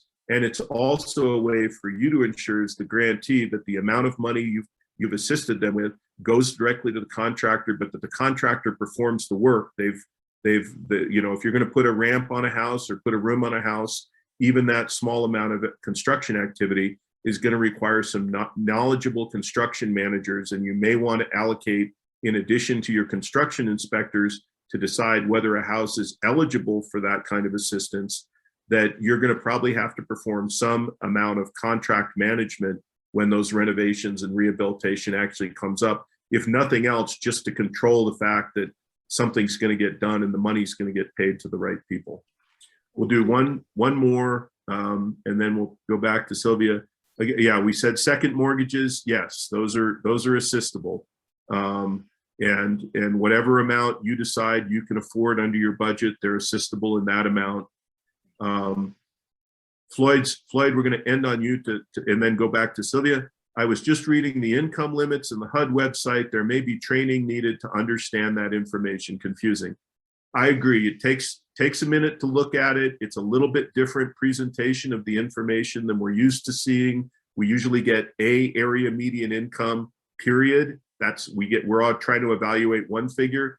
In this case, we're trying to evaluate 4 figures: the area median income versus 100%, and the area median income 100% of national, and the area median income versus 150% of area median income. And we're only seeing the bigger number, the greater number from those two on each line. So I agree, Floyd, take some time, study that.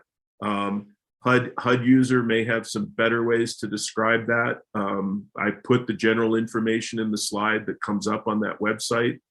but take a minute and look at it. I think in general, most people are going to do better or be able to assist more people if you gravitate towards the greater of area median income or 100% of national median income. So if you're thinking about that, I would guess unless you're in a really high income area right next to a big city or something, you're going to do better with 100% of the national median income being the biggest figure. In other words, you want that figure to be as big as possible to you so you can assist as many families as possible.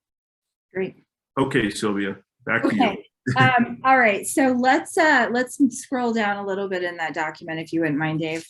So we were in the middle of talking about the program descriptions, and there is also a section in the HAF plan where they want you to describe the outreach that you've done.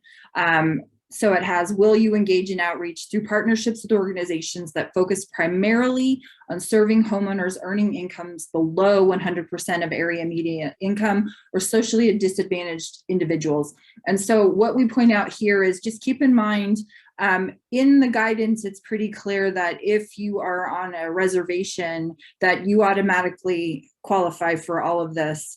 Yes, resident of a U.S. territory, reservation, or Hawaiian homeland. So that eases a little bit of the burden off of you.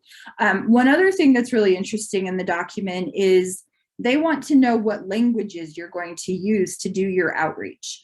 And so this is kind of cool, because then if you're doing anything to maybe get on the radio or doing anything in your particular tribe's native language, you can explain this here. And to me, it's kind of cool that they've thought about this. And I know that they were thinking more about states and localities, but a lot of you are going to be doing outreach in your own language, and you can identify that here.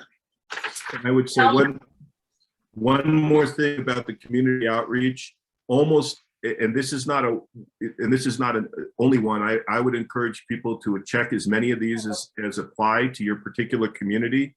Many of the tribal communities that Sylvia and I work in can check all four of the first four boxes, no doubt. If you're a member of a group that's been subjected to racial or ethnic prejudice or cultural bias, you're probably a member of an Indian tribe. If you're a resident of a majority-minority census contract, you're probably living on a reservation. If you're a resident of a reservation, you're a resident of a reservation. If you reside in areas with persistent poverty based on the county income levels, that's Indian country. I think many tribal applicants here are going to be able to check those first four boxes, no problem at all, and say, hey, we're serving a lot of these populations.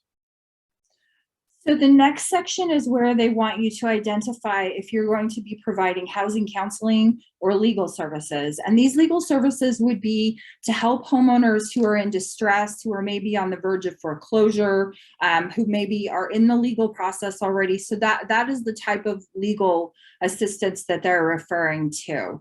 So they just want you to explain, if you're going to be doing that, what providers are you going to be used to support this in the program? So they want to know who's doing that work for you. And then if you go a little lower, it again repeats wanting to know what languages you're doing the outreach for this work to the community.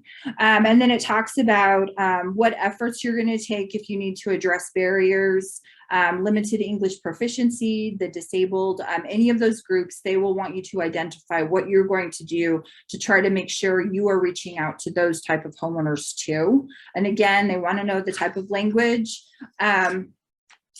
And it says, will the participants' HAF application and other program documents be provided in forms that are accessible to persons with disabilities? So you're going to need to explain how you're making the application form or whatever documents you're going to use accessible to anyone who wants to apply. So I will move on to performance goals. And this is where they want you to think about what type of assistance that you're going to be giving, what your goal is related to that assistance, and what metrics of success are you going to use to gauge whether or not you've met your goal. So for example, at the end of so they have it for each type of assistance, and at the end there, they have some examples of the metrics of success, like the number of home losses avoided, the number of tax-related delinquencies paid off, Examples of goals would be maybe you set a number. We want to prevent 500 home losses within a certain number of months. We want to prevent the replacement of 100 homeowners by paying off their delinquent property taxes. So they want you to identify, what do you want to achieve by providing this assistance, and how will you gauge whether you were successful or not? And they'll ask you to do that for each type of program that you're going to provide. The next section is going to be about readiness. And this is just where you're going to explain to them what type of staffing you have to run the program. If you're going to need to hire new people to run a program, if you're going to need to do upgrades to your current technology, whether you need to buy some new computers or whatever the case may be, they want to know if you're going to be doing that when you're running the program. They also want you to tell them whether you have any policies or procedures that are going to govern implementing this program. And if so, you know, what are they? And if you don't have any, are they in development? Do they want to see that you're putting policies and procedures together? Then it says, are you going to use any programs or funds that were maybe you set up a homeowner assistance program before the HAF funding comes down? Maybe you use some of your CARES money to assist homeowners. They just want to know if you're going to be building from something you've started already. You just explain that to them. And then they also want to know if you're going to be using any third-party contractors or partners to conduct the program administration, whether maybe you hire someone to come in and be the persons who review applications, process payments, do the reporting for you. They want to know who that is and what work they're going to be doing for you, and whether you've maybe entered into a contract or an MOU or whatever type of arrangement that you've documented how that's going to work. So they want to know that information. Then the next section is where you just outline your budget. You just walk them through how you've broken down the money that you've received and how you have decided to spend it. How many dollars are you spending on utility assistance or assisting people with delinquent taxes? Whatever the case may be, you get to describe it here. And then if you scroll down a little further, you'll see that they also want to know if you're doing housing counseling or legal services, how much are you going to spend on that? If you're going to be doing any reimbursement, how much are you going to spend on that? And they also want to know the allocation of administrative expenses. So you're also going to describe that there in the document as well. And then the last part of the HAF plan is you just tell them who the points of contact are, who the authorized official is, and then hopefully you'll be able to submit it at that point. But what I want to do now is just quickly move over to the term sheets, because as we mentioned, for each program description that you have, they want you to provide a term sheet. And the way they've described it in the guidance is you're not required to use the term sheet, but if you're not going to use it, they want you to specifically explain, basically give them the same information that's in the term sheet. They just want you to make sure you explain that and what other document you use in lieu of. So I think what we'll do is let's go right to one, Dave, if we could.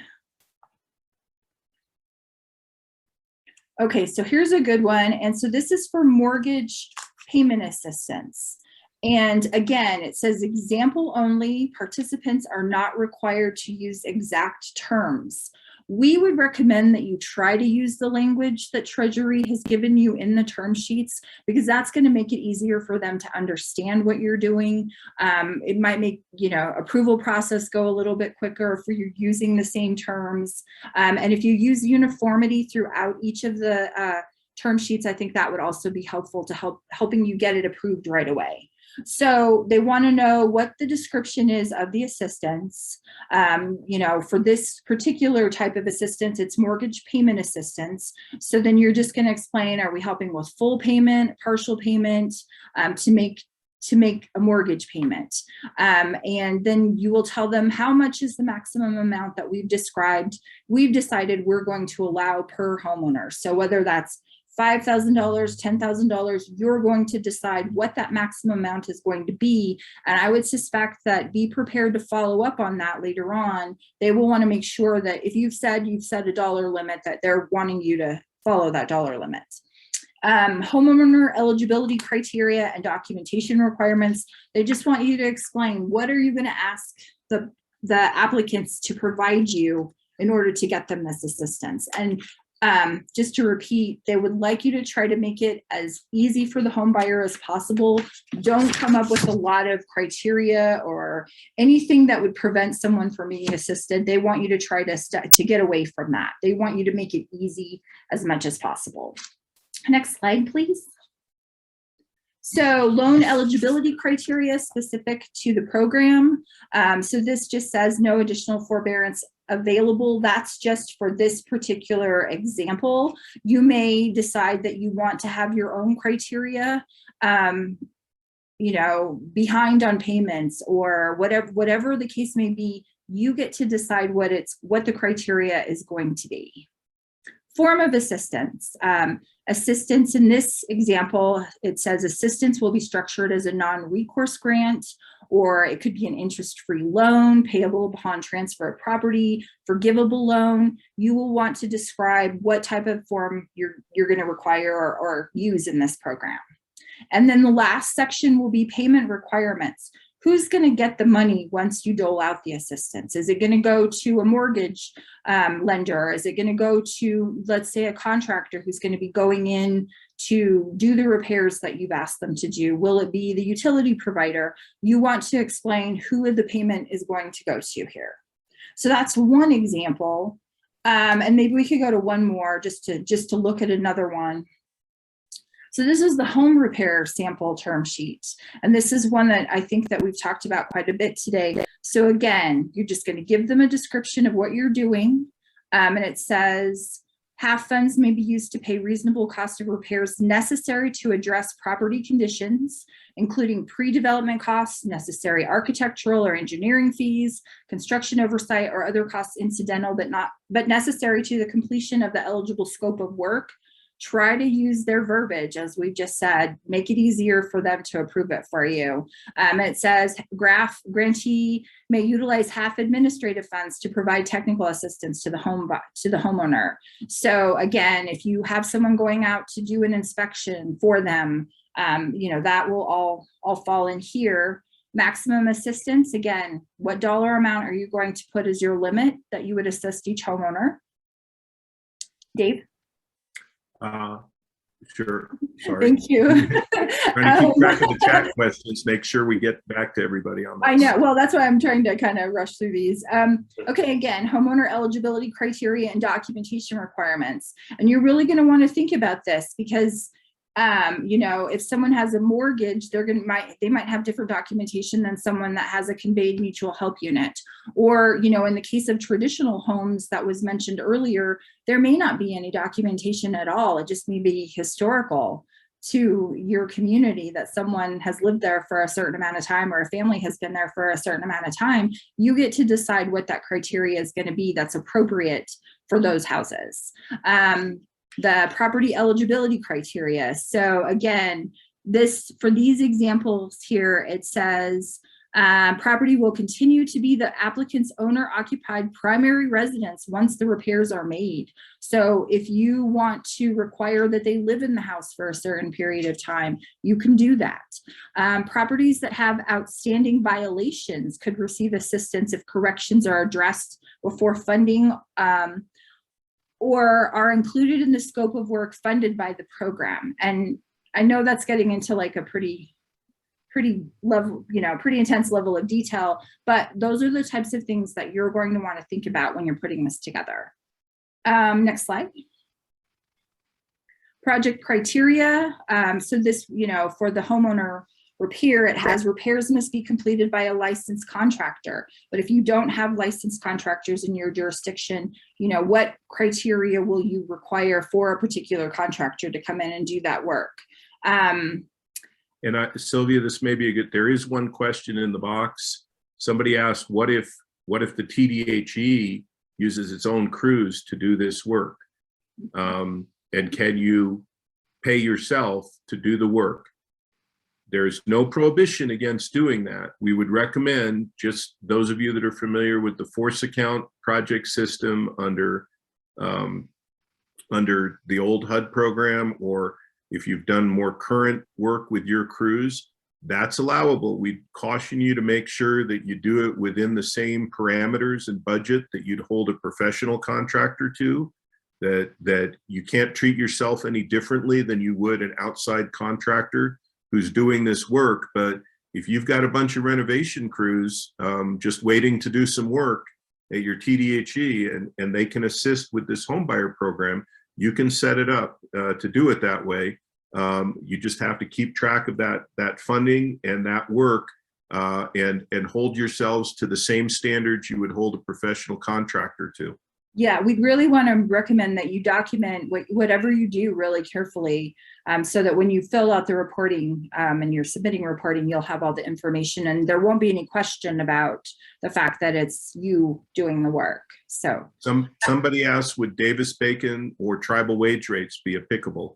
Yes, if that's what you would normally do in a contracting situation, then you should follow those requirements too. You can't, again, the Treasury has not republished a whole set of construction or procurement guidelines for this. So you fall back on what you know from your HUD programs, what you know from your NAIHC programs, what is currently in place at the tribal level. So that goes for environmental reviews, that goes for wage rates, that goes for other contracting practices that you would use in a regular project. Again, you guys are kind of in an advantage to other grantees on this because those are all components of most of your regular programs. You know those rules. You use them all the time on your other projects. You have those crews available, many of you, to do this work. So yes, we would recommend that in these contracting processes that you don't deviate too much. You know, again, on the procurement stuff, if you want to pre-qualify a whole bunch of contractors at once, 3 or 4 contractors, and then as you get these eligibility requests up, you can assign them task orders or work orders to complete this work. So you're not going out and doing the whole 9 yards of procurement process every single time for every single renovation. But we would caution you that try and be as standard, quote unquote, as you can in your regular construction and contracting practices. absolutely. And Dave, if you would just go back to our slides, or go to one of the last slides. Yep. So once you submit it, as we've discussed, HUD is, or I'm sorry, see, I've just said HUD. Treasury is going to assess your HAF plan based on all of the information that you've submitted. You know, what type of targeting? Are you reaching out to the right populations? Can you justify the need for that type of assistance for whatever program that you're going to be implementing? Next slide. And, you know, have you shown that you have, and I'm going to use the HUD word here, capacity? What type of readiness do you have to run this program? How are you getting ready to run this program? And then what does your budget look like? Does the budget align with what you've said your goals are and what you've said the need is? So those are the types of things that Treasury is going to be thinking about when they assess each of the HAF plans. And then I think I'll just get to the last slide, and then we can just spend the rest of the time on the questions. But one thing, do this one first. that's what I'm saying. So one of the things that we really try to emphasize to everybody that we've done this presentation for is that, you know, we're all desperately trying to get more funding for Indian housing. And sometimes we're successful and sometimes we fail. And we don't get enough money for Indian housing. And so this is one of those rare instances where you're getting a lot of new money from different sources. And it's going to be really important to make these programs a success. And once you make your program a success, don't just, you know, keep that secret, get it out in public, you know, get some press releases, get the information on Facebook, because we know everyone's reading Facebook. Start sharing that success, because if we can get the word out to everybody that, oh, if you give Indian housing authorities or TDHEs money, they're going to spend it, and they're going to spend it wisely, and they're going to spend it quickly and address their needs, that will make Congress more likely to give us more money in the future. So we want to show and create a good track record. We've kind of got one going, but this is a great opportunity because of all the money that's coming your way. So, and with that, I think we can just go right into the rest of the questions. Sure. Before we do that, and I think I actually just sent Iris a private copy of the slides accidentally, but we're going to go ahead and post this slide deck, and NAIHC is going to have it available. NAIHC will also have the recording of this session available. If you want to go back over it, we know this is a lot of information all at once. Again, the most important takeaway is make sure you get your request for funds in soon before the 15th, especially if you haven't negotiated that portal before. Make sure you give yourself some time to do that. Again, taking the questions in order, and we're not going anywhere till we've answered everybody's questions. We're not going to cut anybody off today. That we had a question that said, when somebody entered their plan, it said it would not let me select a second language. We only plan to offer materials in other languages if requested. We do not feel it's a need at this time. So is offering materials in a separate language required? No, it's not required. They just want, they're collecting, Treasury wants to collect demographic information if those materials are, but it's not going to make any difference to your grant application or your plan if you're not offering second language stuff. Let me scroll down to what we have in this. So we have a question: are the consulting or administration expenses eligible expenses, or are the consulting for administration eligible expenses of HAF? If you need to go out and hire somebody to help you run this program, that's an eligible expense. And that includes people maybe training you and your staff or consulting with you and your staff. That was allowable under the ERA program. There's no reason that it wouldn't be allowable under the HAF program. So if you want to budget some of your money to have somebody come set up a database for you, come set up an online application for you, come help you make some your activities because it's mortgage lending, those should be eligible administration expenses. Those should be included as activities under your plan for use of those funds. Let's see, we answered Davis-Bacon. If you use Davis-Bacon or tribal wage rates on construction, continue to use those. We have a question: can we convert a garage space into rooms?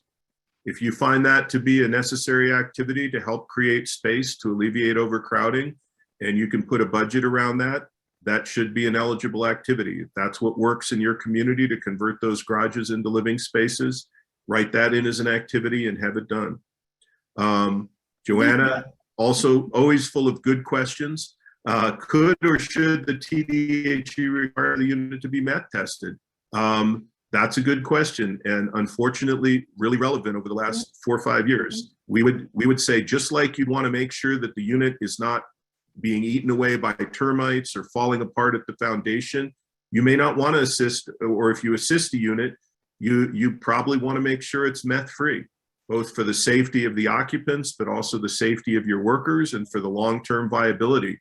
So those of you that are living in communities, unfortunately, lots of us are, where meth is a big problem, yeah, you probably want to write that in as a criteria before you go in and assist the unit, is at least for the safety issues, make sure it's meth tested.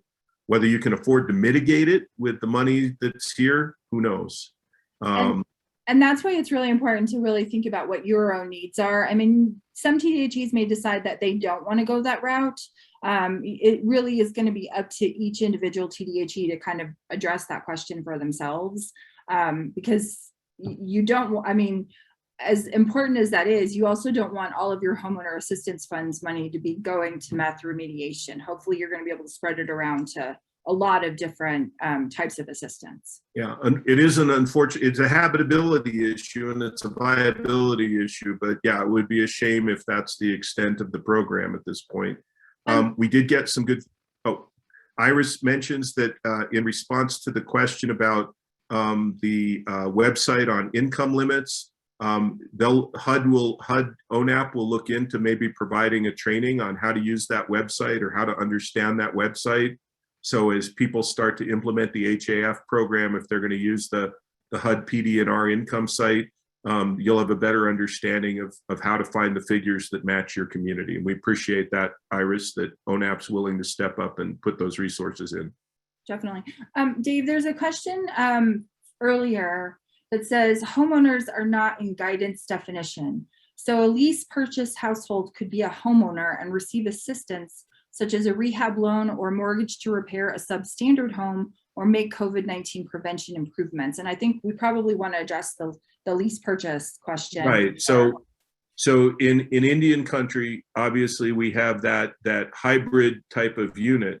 It's a lease purchase or an old mutual help unit where the tenant was considered a tenant until they had made enough payments, and then they could purchase the house as a home buyer. And Treasury allowed you to assist those units with rental assistance, just under the parameters of rental assistance. So you may have helped them, probably gave them some rent relief, might have given them some utility payments, things like that. Those people may also have status, those families may also have status as home buyers in order to achieve home ownership, as we discussed earlier.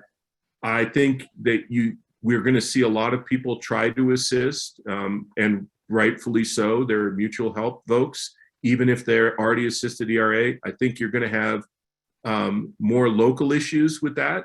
If a mutual help home buyer received rental assistance and can come back for a second helping of homeowner assistance, you're probably going to have more local politics associated with that than anything Treasury has to say about it. I think the only limitations that Treasury would say is you have to justify the activity to show this would help achieve or maintain home ownership. And as long as it's not for exactly the same, obviously if you assisted them with rental assistance, they don't you've essentially given them some of that mortgage assistance already, mortgage payments they pay to you essentially as the owner until you turn that house over to them. So we'd encourage you, if you're going to try and assist mutual help owners that have already received some ERA, that distinguish the kind of assistance they can receive under HAF. What's different about the assistance you're going to give them under HAF? And not have it be exactly the same thing you did with ERA. Like say, if you can find a mutual help home buyer as a homeowner under these criteria, I think you're allowed to do the activity. And Dave, it could also be that Treasury is going to provide more guidance on this in the future. And the only reason I say that is if you recall from the emergency rental assistance program, they didn't mention mutual help units right away. But then later on in one of the later guidances, they talked about the lease to own houses and whether or not those individuals could receive rental assistance. And if you'll recall in that guidance, it said that as long as they didn't exercise the option to buy, they were considered a tenant. And so it could be that later on that Treasury realizes that, mutual help units or at least, rent to own type houses, those could be a murky area. So we could see more guidance from Treasury on that. Well, I think along with that's a good point, Sylvia, that they did increase. I think that's exactly the demarcation point. So if you assisted them as renters and under the first guidance, and as long as they didn't exercise the right to buy, the homeownership assistance is going to be that point. You're going to try and help them assist to buy the unit, to pay off the unit, to make them full homeowners without any further debt on the home. I think that's an important part if you're going to assist those folks to say, this is why it's different. Previously, we assisted them with rental responsibilities. Now we're going to actually help them achieve home ownership and become independent home buyers to stand on their own. And I think that's exactly what you need to emphasize if you were saying why we're going to assist those people. Exactly. Someone asked if there was a chance that they would extend the 11/15 deadline. At this point, because it's the 10th, it's pretty unlikely. It's already been extended twice. Yeah, it's pretty unlikely. Once for everybody and a second time just for TDHEs. And really, 5 days should be enough time. I know you've got a lot on your plates. It's grant writing season. Everybody's out there chasing the money while it still exists. It's worth it sitting down, taking a few hours and just getting that notice of funds request in and that grant agreement in. That will secure the funding. That's all you need to do right now. If it's going to take you through the holidays or into next year to actually get a plan together, that's okay. You just want to make sure you have your funds reserved, get that notice of funds request in. Where did we end up here? We've got the HAF amounts posted again.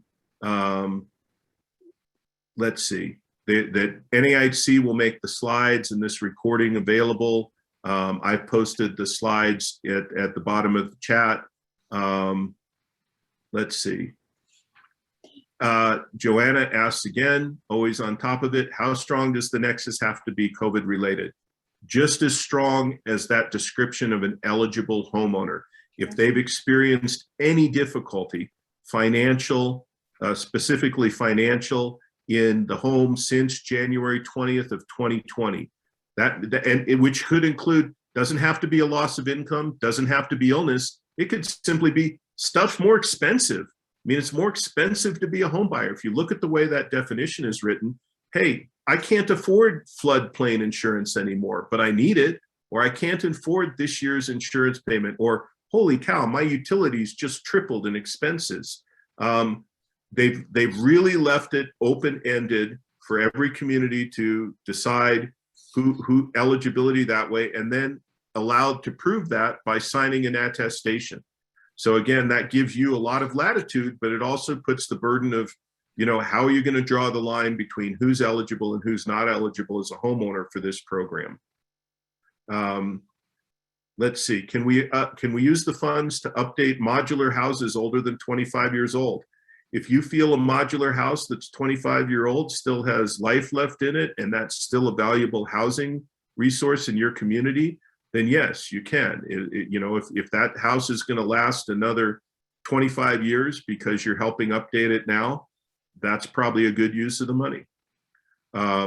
Would we be able to purchase mobile homes or building new construction to reduce overcrowding and to add homes to our housing inventory? Or are funds limited to repairs of existing homes rather than the purchase of new inventory? So it's really important, just like Sylvia was emphasizing earlier on the loans, this is not to recreate new homeownership activities. This is to assist existing homebuyers, including people living in mobile homes and trailers and any other situation, who have experienced difficulty during COVID. Unfortunately, we can't use this money to create new homeownership activities. We're simply preserving and assisting existing private homeowners in your community who need the help during the time of COVID. Great, we're going through the thank yous. We may have gotten this. Let me make sure. Are we interpreting chattel loans for mobile homes as eligible? Joanna, I think we could. I think if you look at the range of lending and stuff that's there, as long as you can describe that accurately in your term sheet as to why that's financing that helps the home, I think you could do it. I think they're open to hearing that explained and approving that. Again, environmental reviews. If you do environmental reviews on a rehab and repair, even if it's a categorical exclusion in most cases, do it for these activities. Plan that you're going to probably have to use your staff or tribal staff to conduct those environmental reviews, because it's not reasonable to think the private home buyer is going to be able to do a federal ER review at the right level. So that would be a resource, just like the home inspections you're going to have to dedicate if you're going to do rehab and repair. If a home is paid off, no. If a home is paid off, they will qualify. These are supposed to be people who are already private home buyers on their own, no longer receiving any other assistance from the TDHE. They are actually looking for people who are living in paid off homes. They're looking for people who own their own homes, even if that's a paid off mutual help home, even if that's an older housing program, if you got a turnkey 3 units still kicking around, other traditional housing, as long as it's privately owned, they definitely want this program to assist private home buyers, not people who are currently in the process of receiving assistance through something else, but people who are out there trying to make it work as private home buyers as a target audience. And we've got a question. Does anyone have an example of an attestation of income? Many people probably do from the ERA program. There was a trend as that program developed to allow for individual attestations of income. So if those of you that have those documents want to convert them over to your HAF program, that's probably allowable, and share that. I know NAIHC has a resource page up for ERA. They're expanding that now to include HAF resources. Denise says, yeah, let's have a place to put sample documents. Tony announced on the call earlier today when it was just the general discussion that that's exactly what they're going to do as they start to receive sample documents. So if you're a TDHE out there that's got those sample documents or is putting them together, please forward them to Tony and the staff at NAIHC so they can get those posted on the resource website and share those resources with everybody. And Linda Lee says exactly that. Yes, please send any sample documents you come across or you have, or if you're looking for them.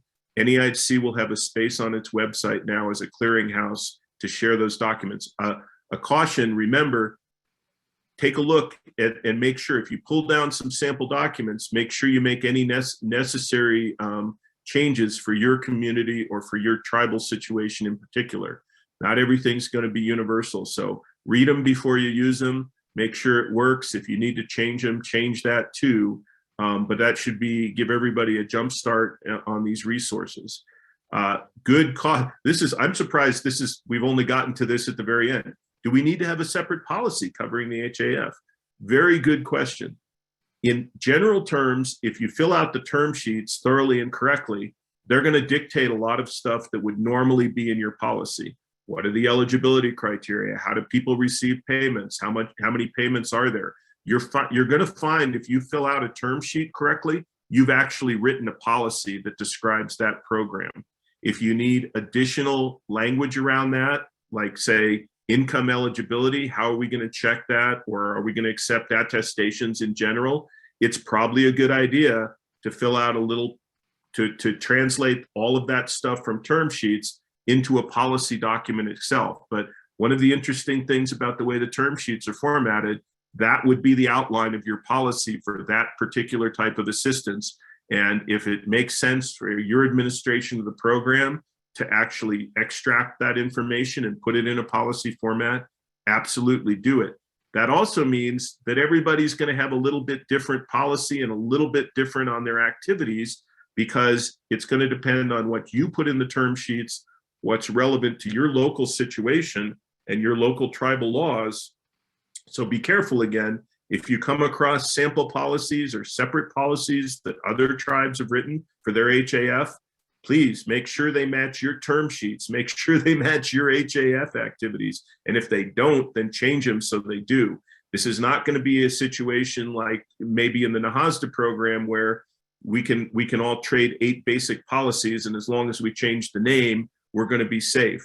Don't do that. It's really going to be an individualized, subjective program. So you can start with somebody else's document, but do not assume that it's going to meet every criteria you've laid out in your plan, because you're the only one that's going to know everything about your plan.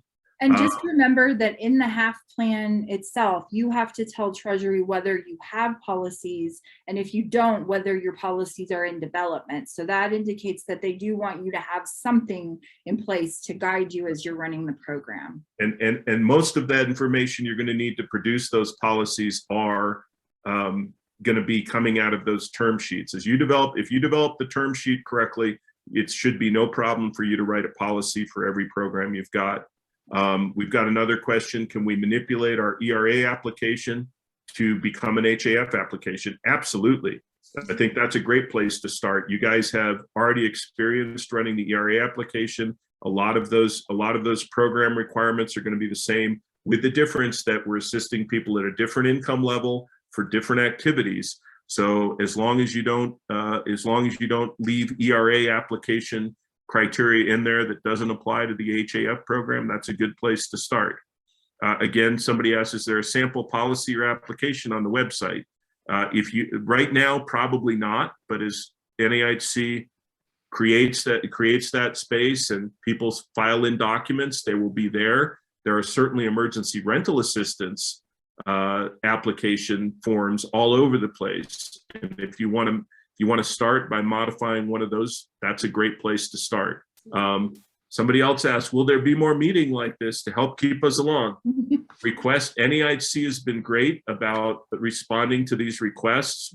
Again, this is the 4th version of this training we've done. We've done it for several regional organizations, and we're available through NAIHC's TNTA program to produce one for your TDHE or produce one for your region at the next regional meeting.